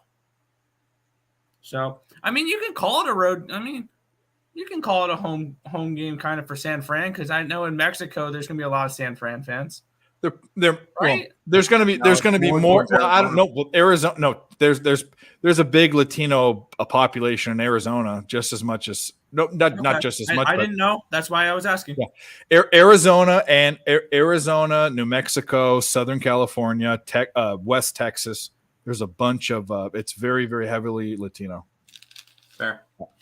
But either way, I will say that most of my Latino friends, in fact, I came from California, they're all Niners fans. So it's an away game for both of them. It's a long ways away. It's not close. It's in central Mexico. It's got to be I think it's like a 6-hour or 5-hour flight. By the way, a score alert for people who care. 11 minutes left in the second half. Texas is leading Gonzaga by 19 points. Yeah, 70-51. Isn't that? I'm telling you, I almost pulled the trigger on Texas today. I don't touch this early in the season. I don't touch those. I don't like the big games. I don't like them at all. Later on in the season, I do. But I would say this: one of the indexes, I think it was Sonny Moore's, had interception. Western Michigan. All right, let's go. They beat them. They just intercepted it. They just iced the game. Let's go. So that game was at a 49.5. And it finished at 22. 22. It doesn't matter if the team gives up a ton of points. If the other teams aren't scoring, it's an under. Very simple. I mean, handicapping can be complicated. Not all the time. Anyway. And Central Michigan can kiss their bowl hopes away because that will be their 7th loss of the year. So circa Buffalo. Okay, the two that are for sure are Giants, Dallas. Buffalo, Bills laying over a touchdown. Colts getting 6.5 versus the Eagles, one of the best teams. And then the Cardinals versus I was about to say, I think 2 of them for us, most likely, or 3 of them. Arizona, Dallas, and Washington. Oh no, you didn't like Washington, Nick. You like pain. Yeah, Washington's not a painful bet anymore. They were when the only I bet Washington twice. I'm 2-0, and it was the first game versus the Jags, and it was a couple weeks ago. I forget what it was, but Commie's cock. Shout out Tommy's Hammer cock. Poop that had to go to. By the way, his exit was because he had therapy on his foot Achilles that he tore his Achilles. He's been on the couch the whole time, and then his wife had dinner, but he still came on in the car. So I'm talking about people that say they just want to relax, so they don't want to come on the show.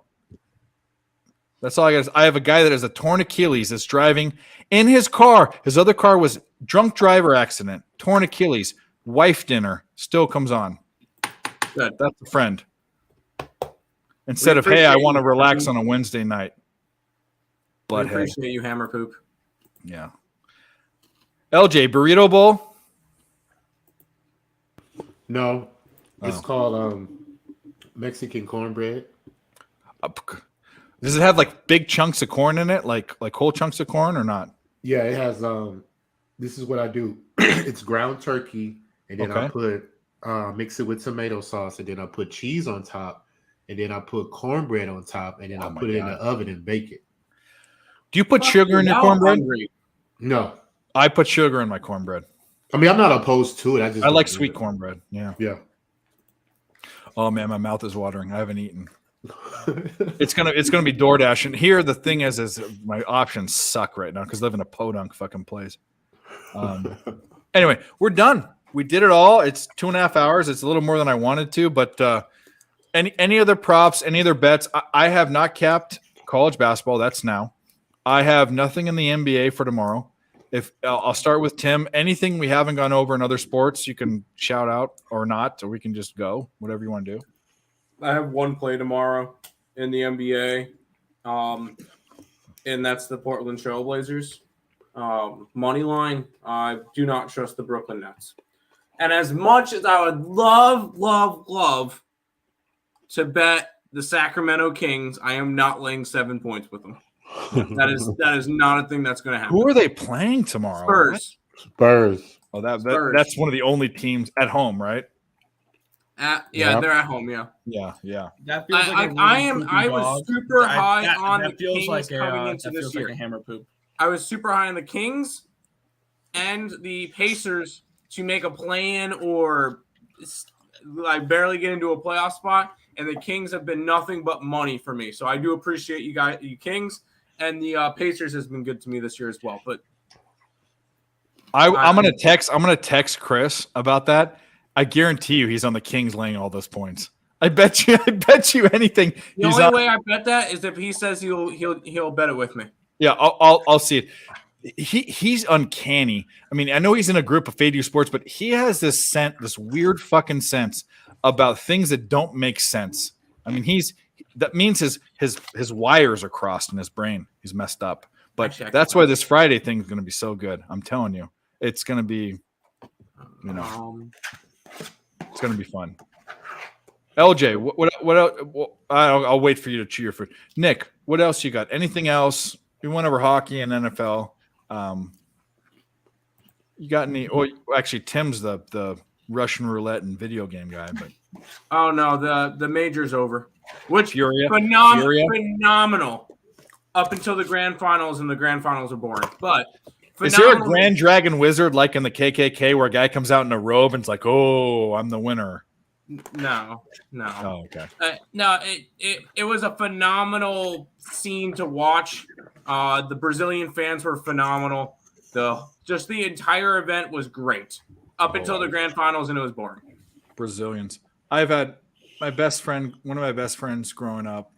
I sent you the links. Did you see the clips and stuff of them? I did. It's crazy. Yeah. It's for crazy. Video games. It's but to me, it's the dorkiest thing in the world. I'm sorry, it's just dorky to me. But I make money off of it, so it's fine. No, you're right. I'm on the outside, so I'm not saying this. I'm saying it because if I should be in it, but I'm not. That's fine. But I'll say this. No, I don't have any plays for that yet. There's other stuff. I think it's pretty much done for the year.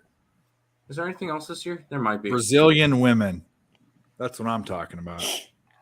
I think there's one other like bigger event this year. Other than that, there's really not much left. Yeah, there's the Blast Fall Finals. World Cup's on Monday. I'm going to say this. So I had one bet in that. So here's the deal. So here's what happened with that. So I'm friends with two very good. I'm friends with Pedro, and I'm friends with Ashley, Pedro's from Portugal and Ashley's from Hawaii. Pedro Pimentel. Yeah. Yep. And Pedro can't come on because of the time, and Ashley, I was going to have her on, but she made a partnership with another guy where she doesn't want to. I missed it by a week or two. She wants to give out her picks on videos with him and not on somewhere else. But it's not that she doesn't want to be here, but they're trying to build something, and I understand that. Yeah, and it sucks because I want to say like, hey, just come on and give your leans, but I want to respect her deal. Mm-hmm. But Ashley Q VIP Soccer is her name, and she is the best. She bets Indian soccer. Her Serie A is her favorite. She hates the Premier League. She wins. She has like 10 unit days in soccer. I mean, it's insane how good she is. But I am a big World Cup guy, and I'm going to do the same thing I did in 2010 when the U.S. was in the same group as England. And I'm on England because England is my national team, and U.S. I'm the most patriotic person. Soccer is not a U.S. thing. The MLS sucks. I know we have the best team or whatever, and I'll root for them when they get out of the first group stage. But I'm rooting for England because England. I'm a Benedict Arnold. Fucking shoot me, sue me. England has a great team. Last World Cup, they should have beat Croatia. They should have gone to the finals. They should have beat Italy, and the freaking champions are the Euros. I'm on England. I might bet their future. I think it's at 8-1 or 6-1. I'm thinking about it. But I'm stoked for World Cup. I'm super stoked. I love international soccer. Love it. I was looking at it. I think the team I'm going to back is I don't give a fuck. Well, all right. Well, next. No, you guys bet video games and you don't bet World Cup? Give me a break. I bet one thing for the World Cup, and I bet it in like July because I didn't realize the World Cup was in November. Because of weather. Qatar in the summer is like 130 degrees, so it's like, how are you going to do that? I have 10-1 for Deutschland to win it. Not a bad bet. Germany. Yeah, not a bad bet. I don't think they win. I think it's Argentina, Brazil, the top two teams. But anyway, yeah. But I wasn't taking a team that was right there. We're the same way. I don't bet futures on the top five. There's not enough value to tie up my money for a while for a plus 200. If I get 8-1 on England, I want them so bad. I might bet. I might throw down half a dime on England to win 4,500 to win if it's 8-1. I forget if it's 8 or 6-1. Anyway, LJ, any other bets, props? You got NBA or NCAA or anything tomorrow? MLB, that's over. I can give you 3 bets for tomorrow. You got some props and shit in the NBA. I know, but they're not out. I can't give out the line because the props. Are they not out yet? They probably aren't out yet. You're right. No. So I'm gonna give you what's already out. Let's do it. Hockey. What's the Kraken's team total? I'll look it up. I love to see this is only on. I haven't capped that game, so I don't have any opinion on it. I did look at that game. I'm not interested in it, but I'll look at the team total right now. 2.5 on Pinnacle to -141. Oh, if I let me look at this. I'll look at MGM. Yeah, I'm gonna punch in my numbers on that Kraken game real quick. I'll get right back to you on that one. Yeah, let me look at MGM. Will have a laddered. Okay, so the Kraken. There's the Rangers. Where's it? Oh, totals. There we go. The Kraken at 3, 2.5 is -145, but at 3 is +110. That's not a bad bet at all. Yeah. See, I have no problem laying one thing. I'm not somebody who lays chalk. One thing I'm willing to lay chalk on is team total over 2.5s. I've laid up to 165. That's not a bet. I can get on board, and I've bet I can count on one hand with 3 fingers how many times I bet over 130 or at 130. I think the one time that now that I'm getting in NHL, I think I'll lay some chalk on some 2.5s. 2.5s Yes. only. Yeah. Mhm. Okay, let's make it I've official. done that I've done that plenty of times LJ's first. We didn't even get the best bets, but let's do it. before. That's official. Kraken over 2.5. I'm Minus going to 140. take Tennessee first half over Green Bay. Can we give me odds? I'm sorry. That's all right. Point Unbelievable. total and odds, both of them. Shame. Tennessee first half is plus 2.5. At minus 110. Minus 110, yeah. Okay. And last one, I'm with Tim. I'm on Portland. Minus the 1.5 over the Nets. They're the best ATS team in the NBA right now, along with Oklahoma City, but I do believe And Portland. Sacramento. Yeah. So those are the T-Blaze top. minus 1.5 full game minus. There you go. I love all those bets. All right, we're going to Nick. I'm gonna have to call it a night though, because Yeah. Bounce out. Have a good day. Plug your stuff. Raw words, everything. PSR. Yeah, y'all can Raw Words podcast on YouTube. You know, we have a prop show on Tuesdays. We give out props, future plays throughout the week. I try to get ahead of the teams to where the matchups are coming up so we can get a better view of what's coming up. So we do that on Tuesday. Follow me here on Wednesday, right now with Dave. Picks from Dave and all the Earl boys on Wednesday. Thursday, usually do a live stream, Pub Sports, but I don't know if they're doing one again. They're trying to switch it up now. They're probably going to go to NBA now. So I don't know if I'm going to be on there anytime soon. But follow me on Twitter at LJ Sports Media. I put my plays up. Hit me up. Ask questions. I'm very transparent. I'll give you my picks, give you some insight, and I'll tell you what to look for and what to lean for. So hit me up, man. That's me, LJ from H-Town. Thanks, boss. I appreciate you coming on, sitting through hockey. We're gonna. I'll talk to you about this. Friday show is gonna be. It's gonna change, but there will be guests. It's gonna be a little different, but Wednesdays will be the same deal as this was right here. So okay, no problem. All right, Earl boys, y'all holler, man. Yeah. Take it easy. By the way, I just capped that Rangers game. I'm leaning under 6 in that one. I have that game projected pretty low, actually. Before you get to your picks, do we have any big dogs? I don't have any big dogs tomorrow, but lottery tickets is. I'm assuming that's what Kevin would. Like a big dog tomorrow? Hold on, let me look through my college basketball card and I'll let you And know. I don't have Powerball numbers or anything, but Take the Bryant Bulldogs. they were in their league. They were in their championship, and they beat Wagner last year. And I was on Wagner in the whatever conference they're in, and got fucked. But Yeah. Bryant's actually was either last year. them or it's hard. You know what? This one's a long shot, quite a long shot. UL Monroe plus For sure. 18.5 against TCU. TCU is probably the most overrated team to start the year. They were ranked 14th. They had a 1-point win against Arkansas Pine Bluff. They won against Lamar by 11, and then they lost outright to Northwestern State. Yeah, That's not bad. That's not bad. So he's got $10. So what's the money line at? Like minus 5,000 or for UL Monroe? Yeah, or minus 14,000. It would be plus money. I mean, sorry, plus 14,000. I see 1,500. FanDuel's got 1K. Or 15,000, 1,500. So 10 to 1. 10 to 1, 15 to 1 area. Yeah. Well, there you go. Not gonna hate on that one. No. Yeah. I mean, if you want a lotto ticket, I mean, this is just a big dog that I might play tomorrow because I still have them projected to lose by 0.6 goals in this game, but that does not justify one of those teams being close to a $4 favorite. Yeah. So my dog of the day, we're going ow, ow, ow, ow, going Yotes. What I would do, I'll tell you this, and I don't want to wait though, because that's going to hit plus 350 tomorrow.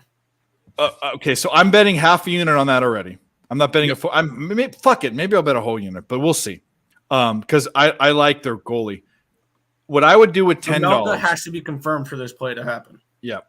So what I would do with $10 is I'd take a 3-leg ridiculous parlay, like plus 200 or more, and that's got to be like 15-1 or 20-1 or something like that. Yeah, All right, if Yotes, that's the case, here, Flyers, I'll build you the parlay for. Yeah, build Kevin Wood a three leg, one of those shitty ass parlays he's you saying do on. long shot. He's saying long shot. And Coyotes are probably in it, so that should be in it. Coyotes are 100% in it. Yeah. The Philadelphia Flyers plus 293 would be in it for me, and I'll find a third. I'm not pulling out Vegas Insider's calculator, but you guys, if you want, No. I'm building one for you. And you want the Yotes in there? I'll put the Yotes in there. Hold on.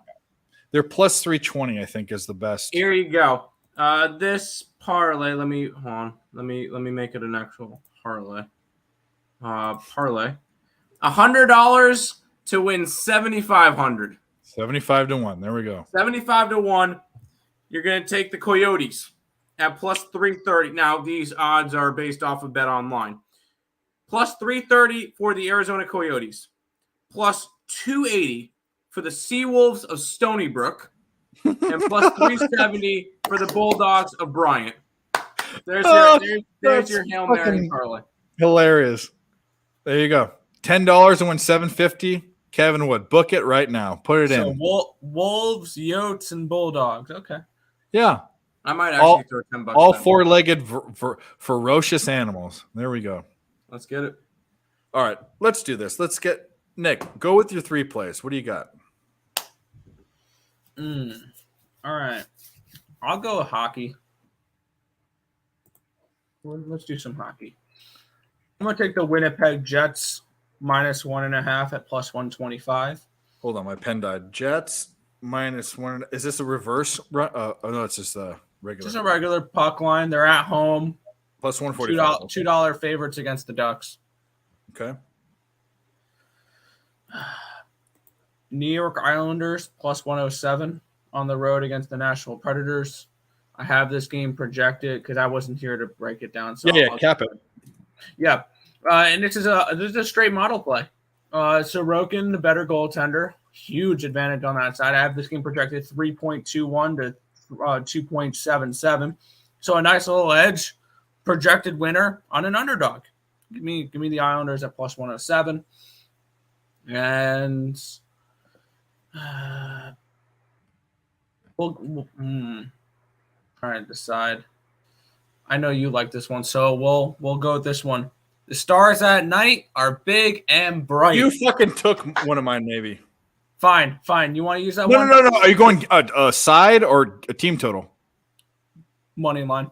Okay, I'm taking this. Yeah, go. What is it? If you want to take the stars, I'll take the No. doubles. I want their team total. Team total.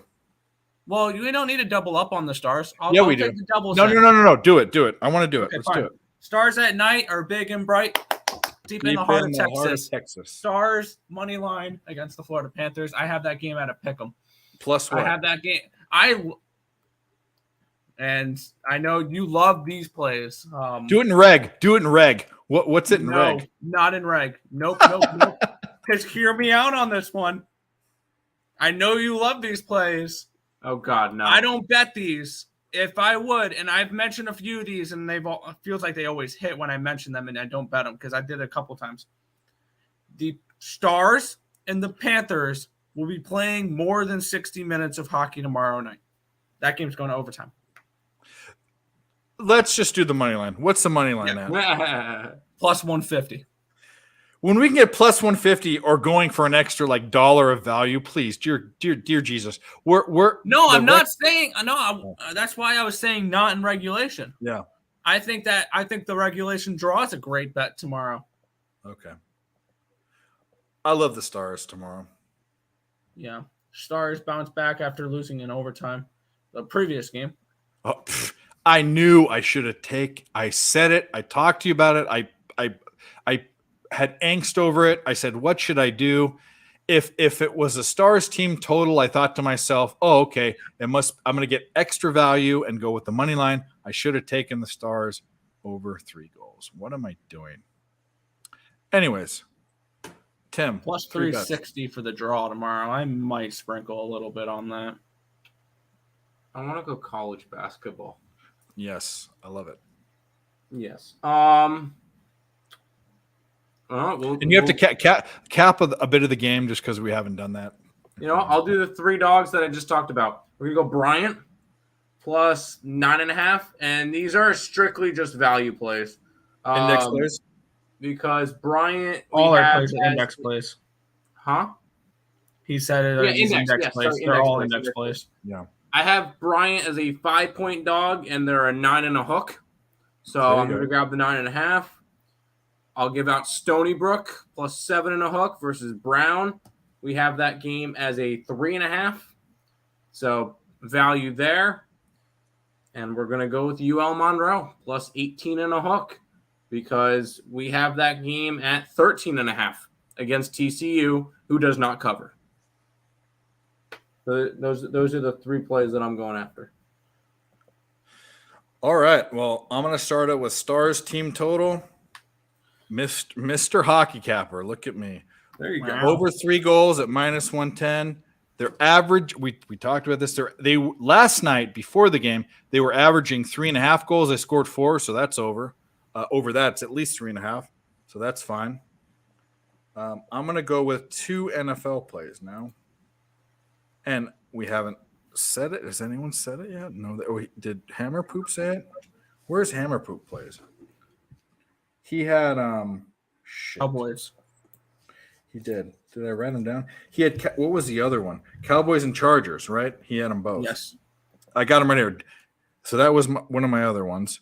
I'm going to go with tomorrow Derrick Henry's rushing yards prop.